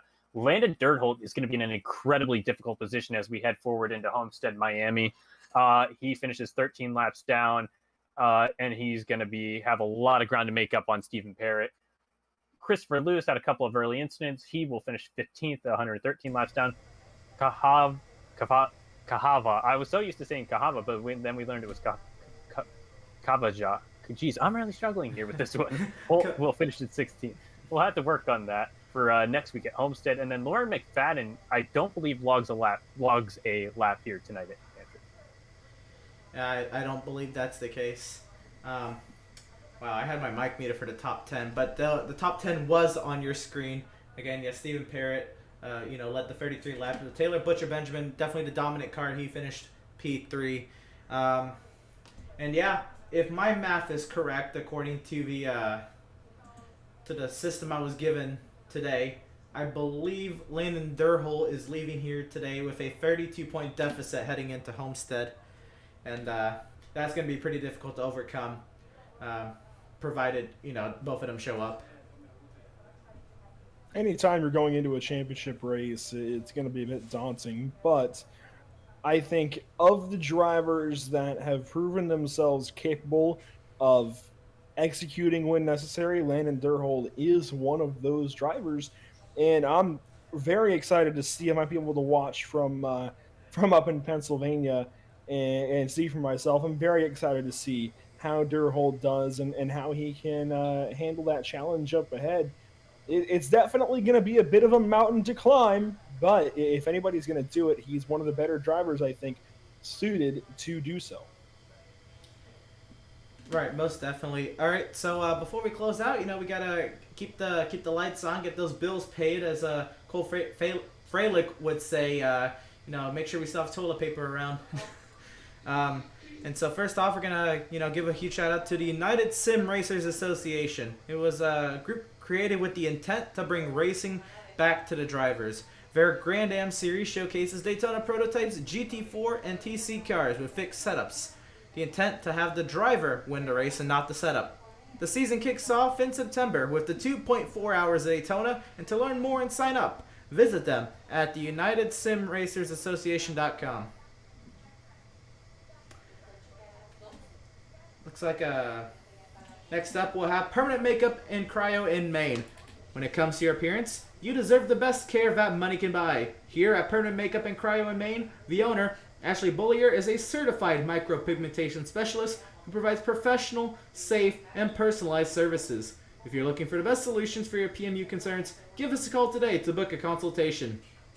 You can contact us at permanentmakeupinmaine.com or you can call or text us at 207-358-8683. If you visit our Facebook page, Permanent Makeup and Cryo in Maine, you will see that we do monthly giveaways, and if you submit your entry, who knows, you might just win. And I can permanently vouch for Permanent Makeup and Cryo in Maine. I said just permanently vouch, personally vouch. Ashley's putting in a whole lot of work over there in getting new professionals that are ready to do their job and ready to serve you. At the very least, if it's not quite your scene over there, 100% just go like their Facebook page, support those who support us, and maybe share their page because somebody on your friends list, your family members, who knows, might be interested in the services they can provide. Emerson, we also, of course, want to thank Whiplash Media, PitStop TV's new parent organization, I guess not so new now, that specializes in various sim racing resources, including paint schemes. Not quite the ones you saw on the racetrack, unfortunately. We don't have any cars in the field that we painted this evening, but you can see them on Whiplash Racing cars and some of the broadcasts that we do. We also do stream overlays like the ones that you're looking at now for our broadcasts and others. So if you're wanting to stream your own personal point of view for your races, we can hook you up.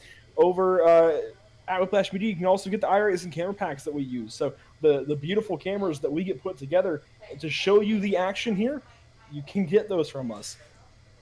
Whiplash Media is also working on its presence in real racing with things such as photography. Trey Shuttlesworth can tell you what we're trying to get worked out over there. Hopefully we can get him up to Charlotte, or I guess down to Charlotte here soon for the Lucky Dog Racing League at Charlotte Motor Speedway. Hopefully you bring all your camera equipment. We can get you set up for all that.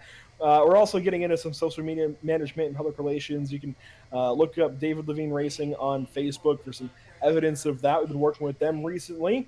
And for more information and to contact us, you can head over to whiplash-media.com. All right, well, that's going to conclude our coverage tonight of the L-TAC Cup Series from the New Hampshire Motor Speedway. PitStop TV thanks you for tuning in and joining us for tonight's action, and we hope you enjoyed today's broadcast.